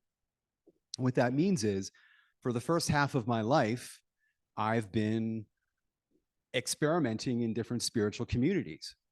And I eventually realized that I was always rubbing shoulders with the most insane people I'd ever met and the most sane and grounded people I'd ever met, right? Neptune can lead to awakening or psychosis. And so one of the Neptunian tricks here is, again, interpreting the chart for the not self mind's advantage, right? One of the things that really starts to shift throughout the experiment is the relationship to strategy. Strategy is a seven-centered premise to get beyond seven-centeredness. And it's really only an instruction at the most superficial level, right? And many people take strategy extremely formally, which can be okay at some stage of your experiment. But life isn't formal. Life is rough around the edges. Things aren't going to fit into the nice little neat categories as defined in human design source material all the time. So it's an instruction only at the most superficial level. It's training wheels. It's how you start until you find your balance with it.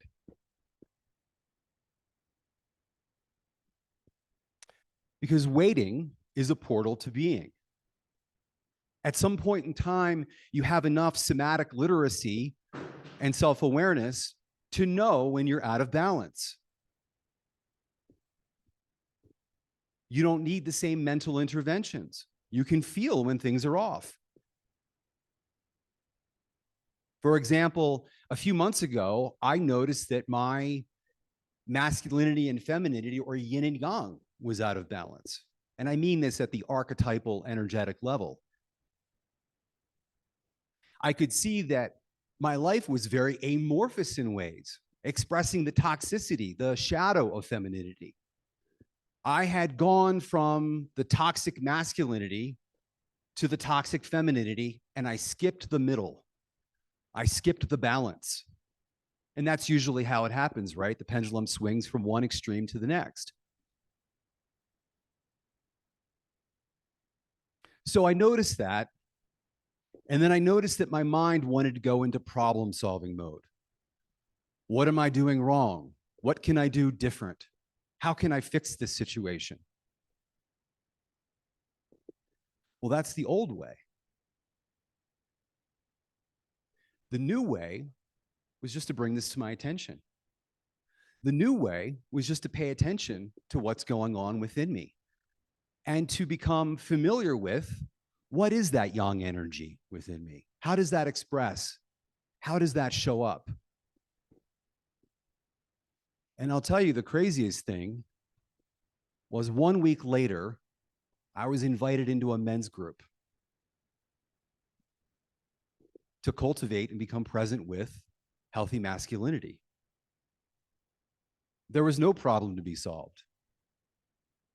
It's just awareness.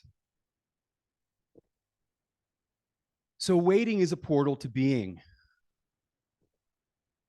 And the more grounded we get in our body, the less subject we are to all of the confusions going around in the human design community, right?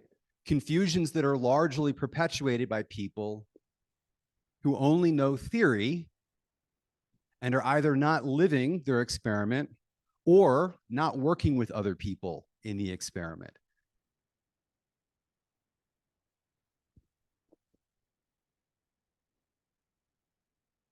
Nine-centeredness.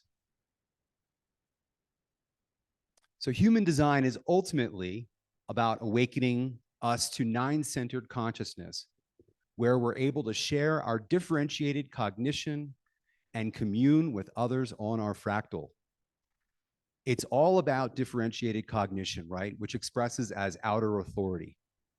And commune's an important word. That's really what we're here to do, to communicate what we see, what we've learned, what we've experienced as ourselves, as our differentiated selves. And Ross says communication is the new sex. I mean, it certainly will be for the raves. They're not interested in sex.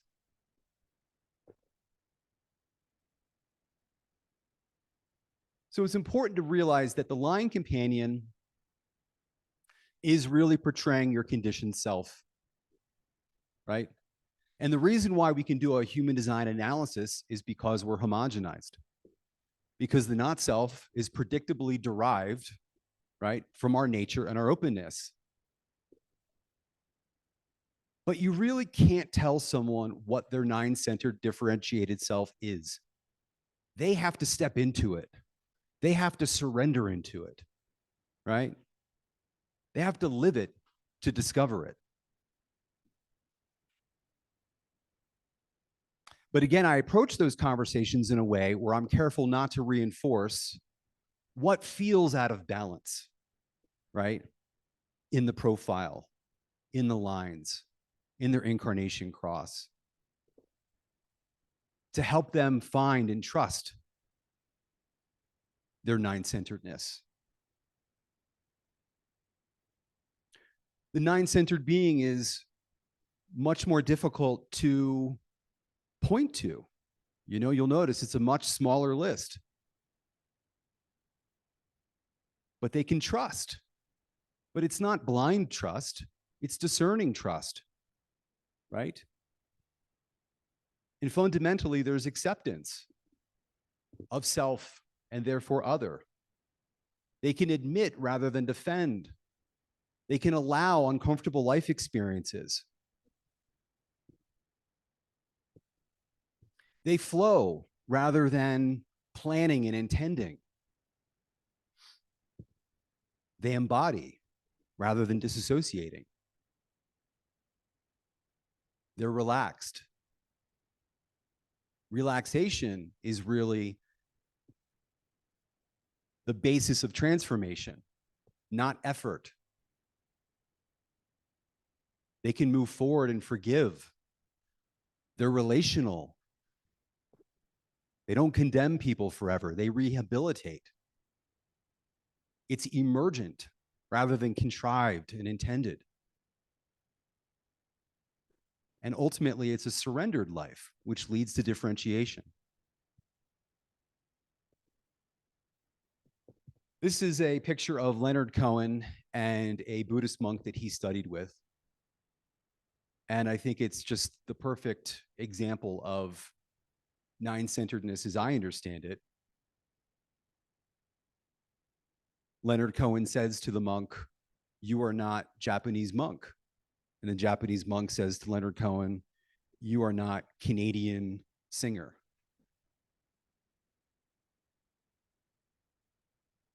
See, we get really caught up in the labels and the definitions and the keynotes and all these sort of things. But we're the passenger that is behind all that. The passenger isn't in the map. Early in his career, Ra would talk as if the passenger was the personality. Well, that doesn't make any sense. The personality is a machine.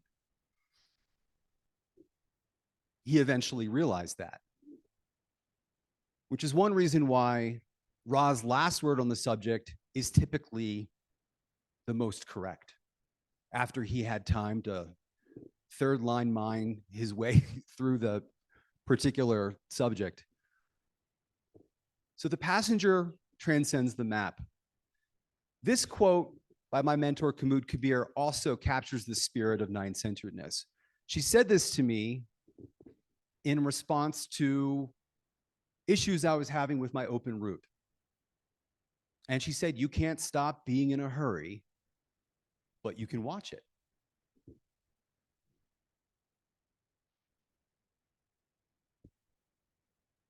Which is such a simple statement, but it really stopped me in my tracks.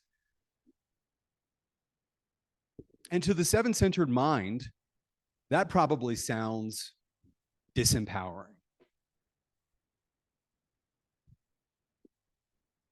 But awareness is alchemical. It's not a life sentence of hurrying. It goes back to what I said about finding balance within myself between the yin and the yang. There's nothing to problem solve, right? Awareness is alchemical.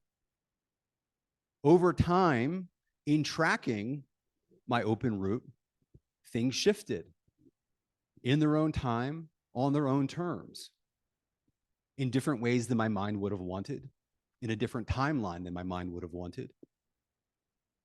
But that's the only way that it works.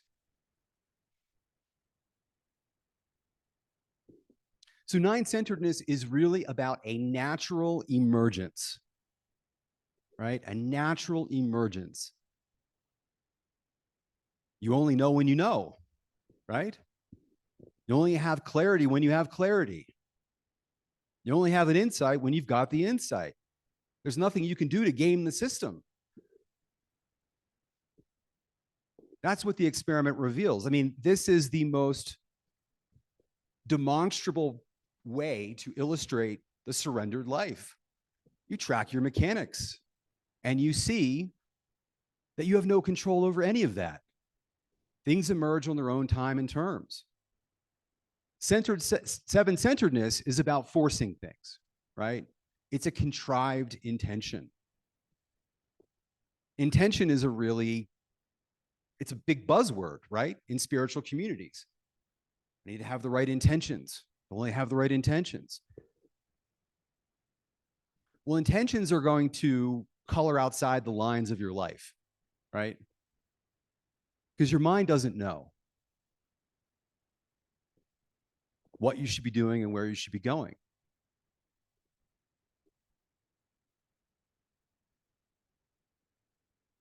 One of the most important things is the fact that the nine-centered way unlocks differentiation. And it does that because it's free of the limitations that the rational, logical mind puts on who we can be. How do you be innocent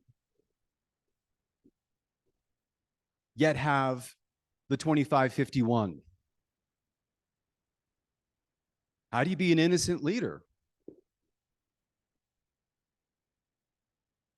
The world doesn't have any innocent leaders. There's no blueprint for becoming an innocent leader. Those are contradictions from the perspective of the mind.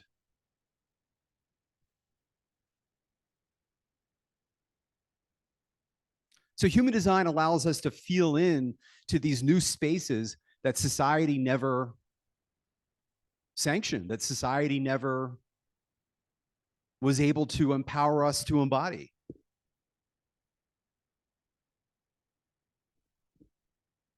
So let's talk about what it is to consciously relate with shattering experiences. So the illusions of the Maya, of course, are in our openness, right? And we humans tend to learn the hard way, right? Rather than learning the lesson when it's at the psychological, energetic level, we learn when it manifests physically, for example.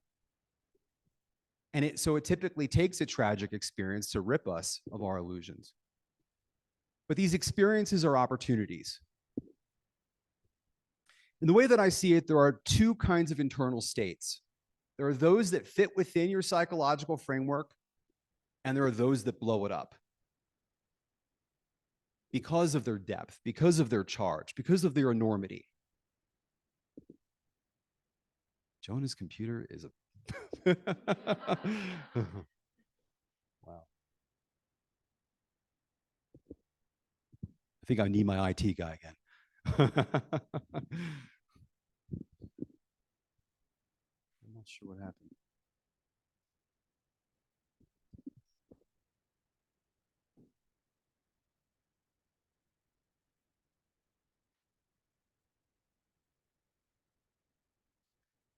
It shut off?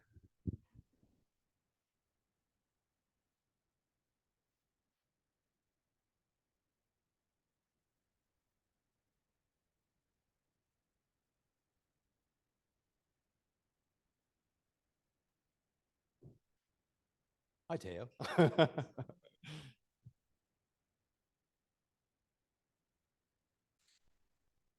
Yay. So what happened there? Did it just go to sleep? So there are these two kinds of experiences, right? There are experiences in which we at least think that we can neatly define what we're going through. You know, we can say, I'm angry, I'm sad, you know, I'm happy. And they don't disrupt our identity, right? Then there's the type of experiences that bring you to your knees. And it's these particular moments, right, in which the mind is going to try to protect itself.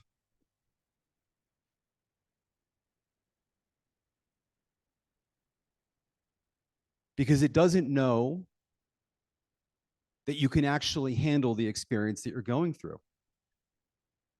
This dark night of the soul, right, is this transition from a narrower conditioned reference point to another that is more inclusive and true. The body's feeling really uncomfortable energies, but it's really just the personality that suffers. And it suffers to the extent that we buy into the stories. The mind doesn't know how to work through these shattering experiences, right? It's in its own echo chamber. It will just blindly and automatically perpetuate stories in order to protect your sense of self. But what's required in these moments is a softening of your defenses, right? A softening of your defenses. I've actually gone through dark night of the soul moments quite recently, and I saw that there's fundamentally two tracks. One track was to feel injustice, to feel a lack of fairness, to feel that I had been wronged. But really what was below all of that was ego. And I don't mean the ego center. It was a wounded sense of self. In those moments where I was having those thoughts about unfairness and injustice, I felt the worst. When I could let that go, it really wasn't that difficult to be with the sensations in my body. They were exacerbated by the stories. And you might say, but James, you're tribal. You should be feeling a lack of fairness and justice. And I would say that I will psychologically and biochemically go there. But at the same time, I would tell you that that doesn't mean that I need to live in that space. That's not a permission slip to get hung up on fairness. Know who believes in fairness? Children. There's no fairness. It's all impersonal. So once again, I have to be with my tribal mind in a particular way.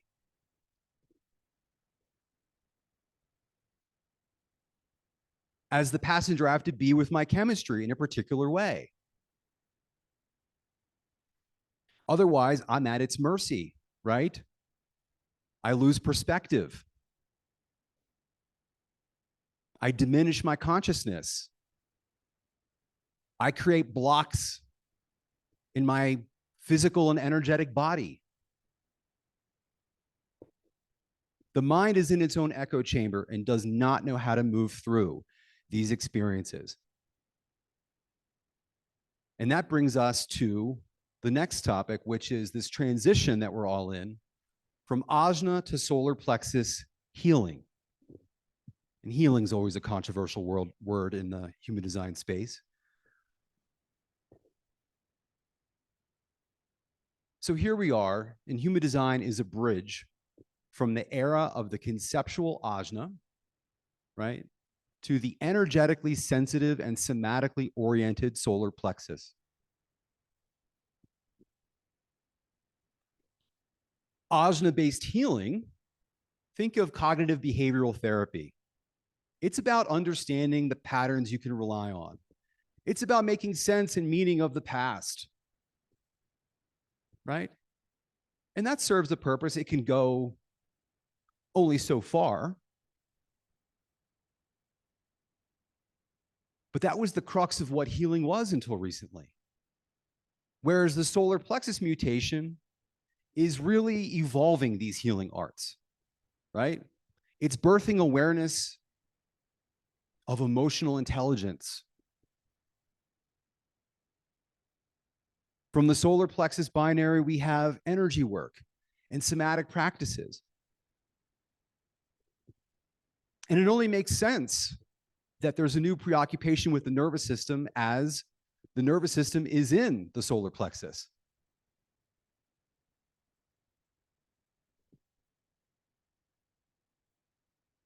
So it's a shift from this preoccupation with understanding and making meaning and sense to embodied awareness and correct decisions that are free and indifferent to the ajna's commentary. We're not getting rid of the ajna. The understanding that it offers is valuable, but limited. And so ultimately, the way that I see this experiment is it's a matter of walking the gentle path. We make things too hard on ourselves, right? We go to war with ourselves. We condemn different aspects of ourselves. The path, for the most part, is one of just noticing mechanics. And of course, who's doing the noticing? Transformation, again, doesn't happen through effort nor intention, but relaxation. And you notice what you notice. The way that I have lived the experiment is I only study an aspect of human design when it's of interest to me. There's really no point otherwise. If you're interested in that topic, then you can get into it and it becomes experiential, right? It's no longer theoretical. So I notice what I notice. I don't push anything. And I see the yoga of this path is really the transformation that happens when we are aware of mechanics. It's quite effortless. That is all. Thank you.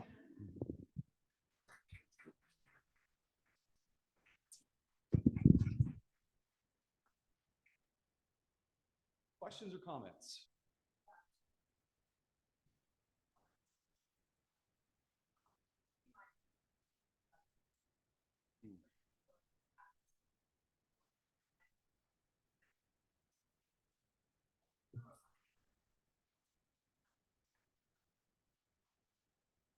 Right.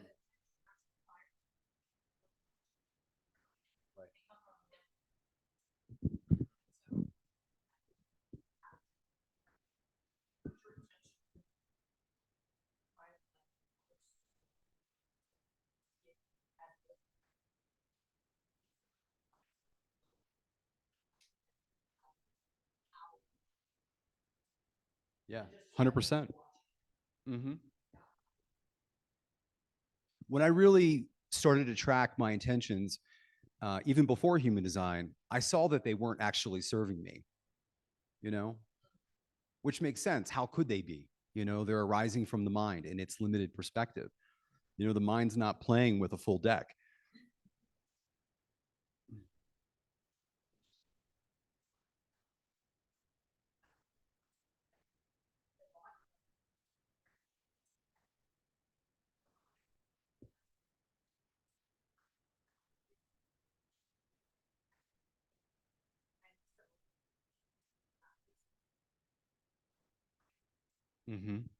Yeah.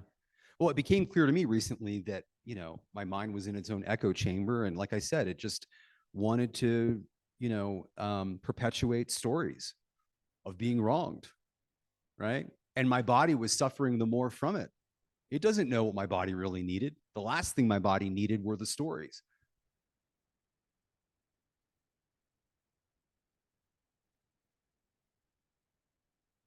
Has anyone had a shattering experience that, I mean, without getting into the details of it, where you felt lighter on the other side?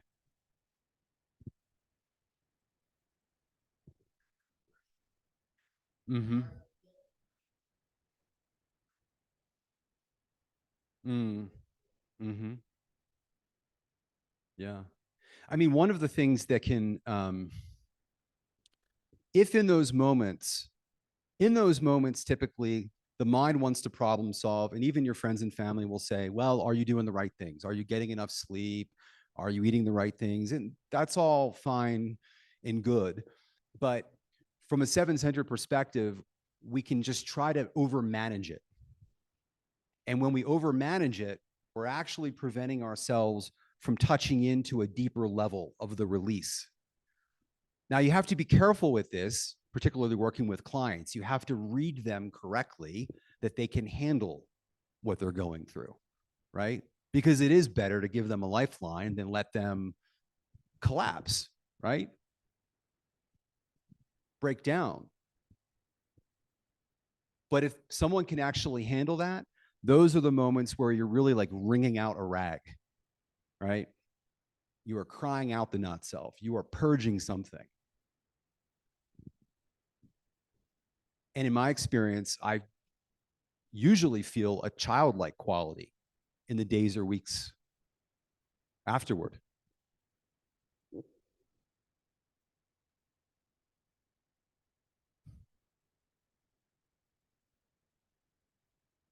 Yes, Teresa.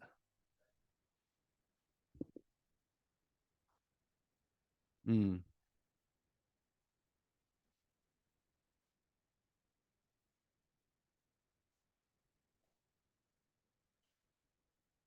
Mm-hmm.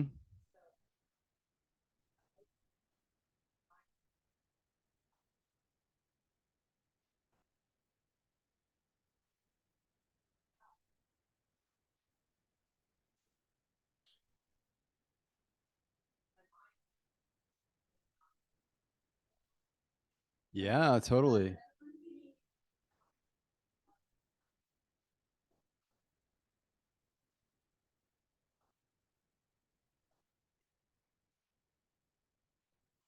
Mm. Yeah.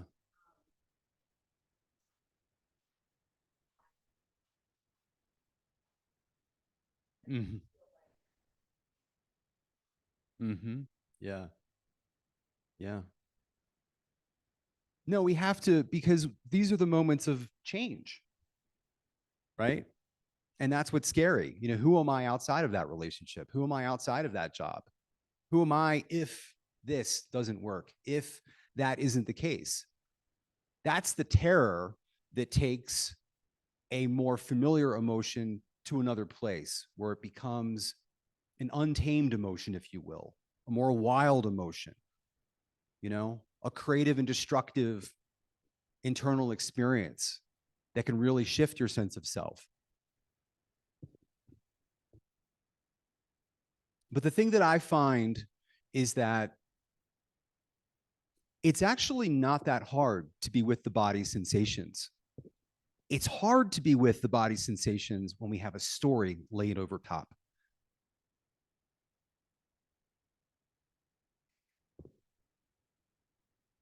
Teo.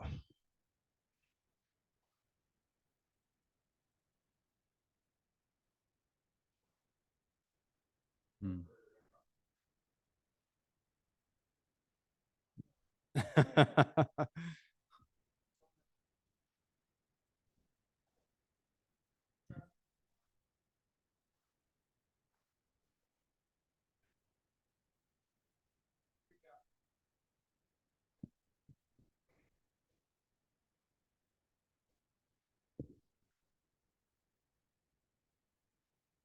Yeah. Mm. Mm-hmm.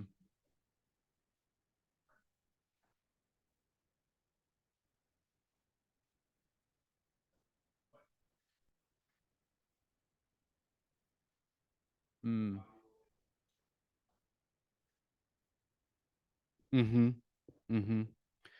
I mean, and part of that trust also comes from going through it, you know, and you get to be in your 30s and 40s and 50s. And yeah, right. I survived my Saturn return. I'm going to get through this Uranus opposition, I think. Yeah. It always comes down to trust. Yeah. 100%. It's knowing that being is becoming, right? Just really melting into the experience fully, you know, leaning into it rather than trying to change it, right? Intention easily gets us out of the fullness of our experience that we really need to meet in order to create the conditions for change, in order to transform, in order to mature and grow. You know, I say there was a community that used to be called Waking Down. And I think they've since rebranded. But the community actually had the right notion, at least insofar as it was about cultivating embodiment and nervous system capacity, because that's the platform for consciousness.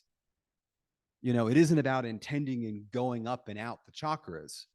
You know, those types of spiritual teachers are universally ungrounded, right?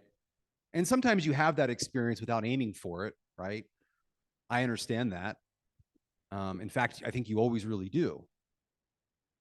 But it's important to kind of work at that body level. Otherwise, you can't sustain that level of consciousness. It's right. Integrated is exactly, it's the right word. Yeah.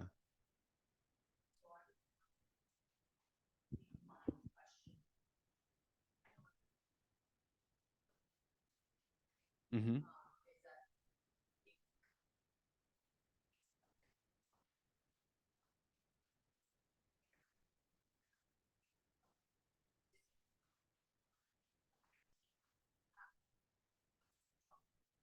Right.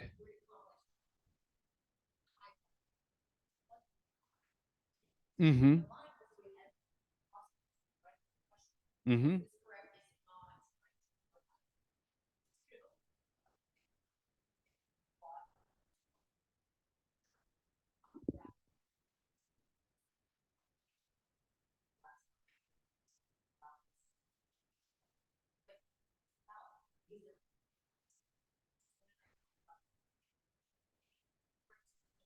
Mm. Mm-hmm.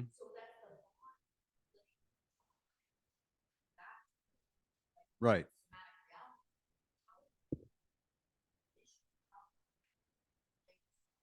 Mm-hmm. Well, that's why a big part of the deconditioning process, and I know that Brandy and Teresa are passionate about this as well, is the trauma piece. And you can work with that in numerous different modalities.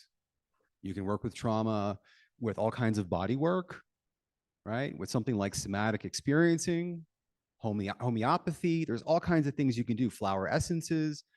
There's so many different choices, and the right choice for you can be strongly indicated in the design, right? For example, if you have feeling cognition, energy-based work could be very helpful for you, right? If you have touch, it could be body work. If you have smell, it could be essential oils. You know, there are clues in the chart about what you're going to respond to. And just imagine in those triggered moments to know, I need to touch something that makes me feel safe. I'm a touch cognition. I need to be in the right energetic environment. Maybe that means a crystal. Maybe that means the right person energetically. Or what's going to really ground me is the right smell. Or looking at the right thing, right? Outer vision. You really can work with the nervous system and see a lot of clues at that cognition level.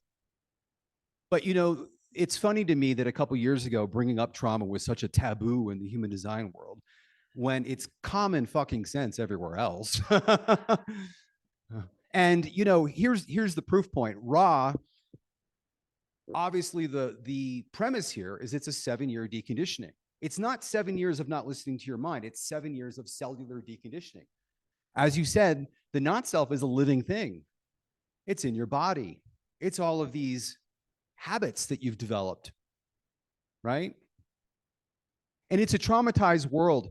I'm in a somatic therapy program right now, and a question was raised, which is a really obvious but profound question, which was simply, why doesn't trauma complete more easily?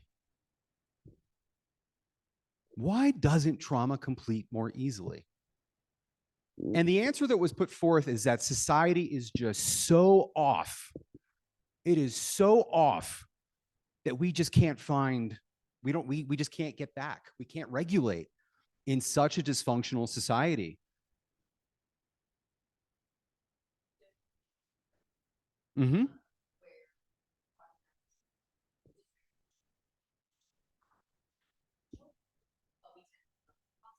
Mm.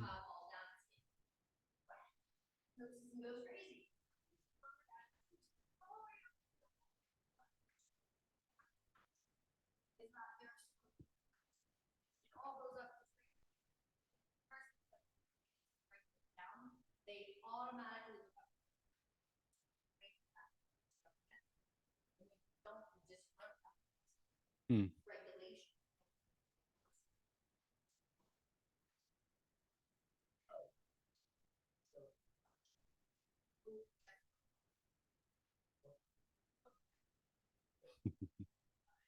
How are we? ha- I'm not even going to try. um, yeah.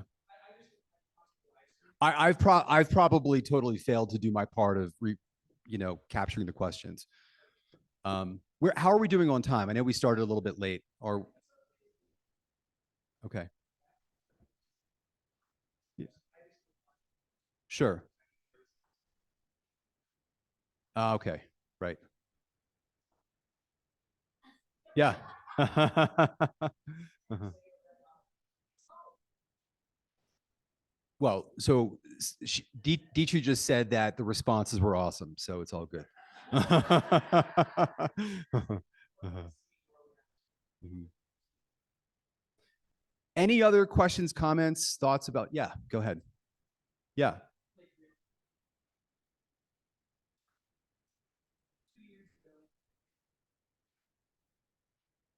Mm. Yeah, I remember that.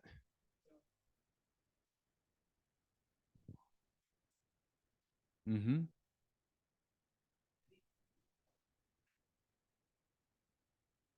Mm.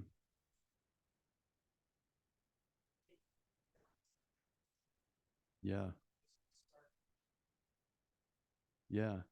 Yeah. So what was shared was that this gentleman went through a really traumatic health crisis a few years ago, where you weren't able to walk and move very well on your own, right? Or use his hands, and it was just the types of opportunities we're talking about here to really surrender.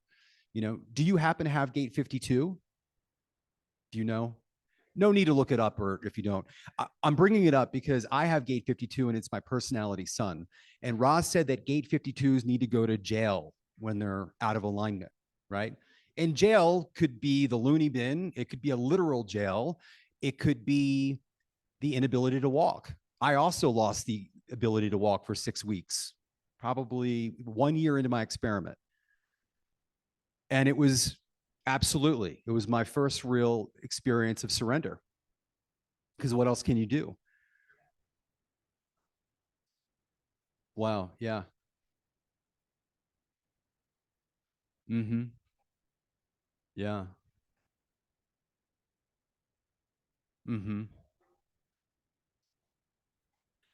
So what's being shared is just that he didn't have anything that was medically like diagnosed, but he went through this really traumatic experience where he couldn't walk for 4 months. And yeah, it was an experience of surrender for him.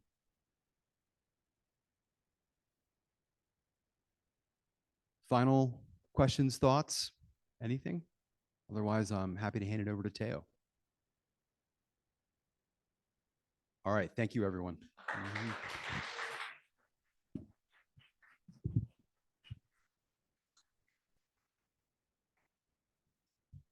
Thank you so much for that, and sorry for being a nag. I was just rushing over here, and I was kind of checking some of the comments. So you're lucky we got this show on the road over here. We had to find this little clip. That's kind of that's always my fear. My greatest fear, my first fear is that if I'm not here, everything will fall apart. My second greatest fear is that it won't. So okay. All right, we're gonna take 5. Thank you so much, Amber. I appreciate that. So we're going to take 5, and then we have Teo Montoya speaking on criticality and consciousness and the streams of awareness. So criticality, consciousness, and the streams of awareness with Teo Montoya coming in just a moment.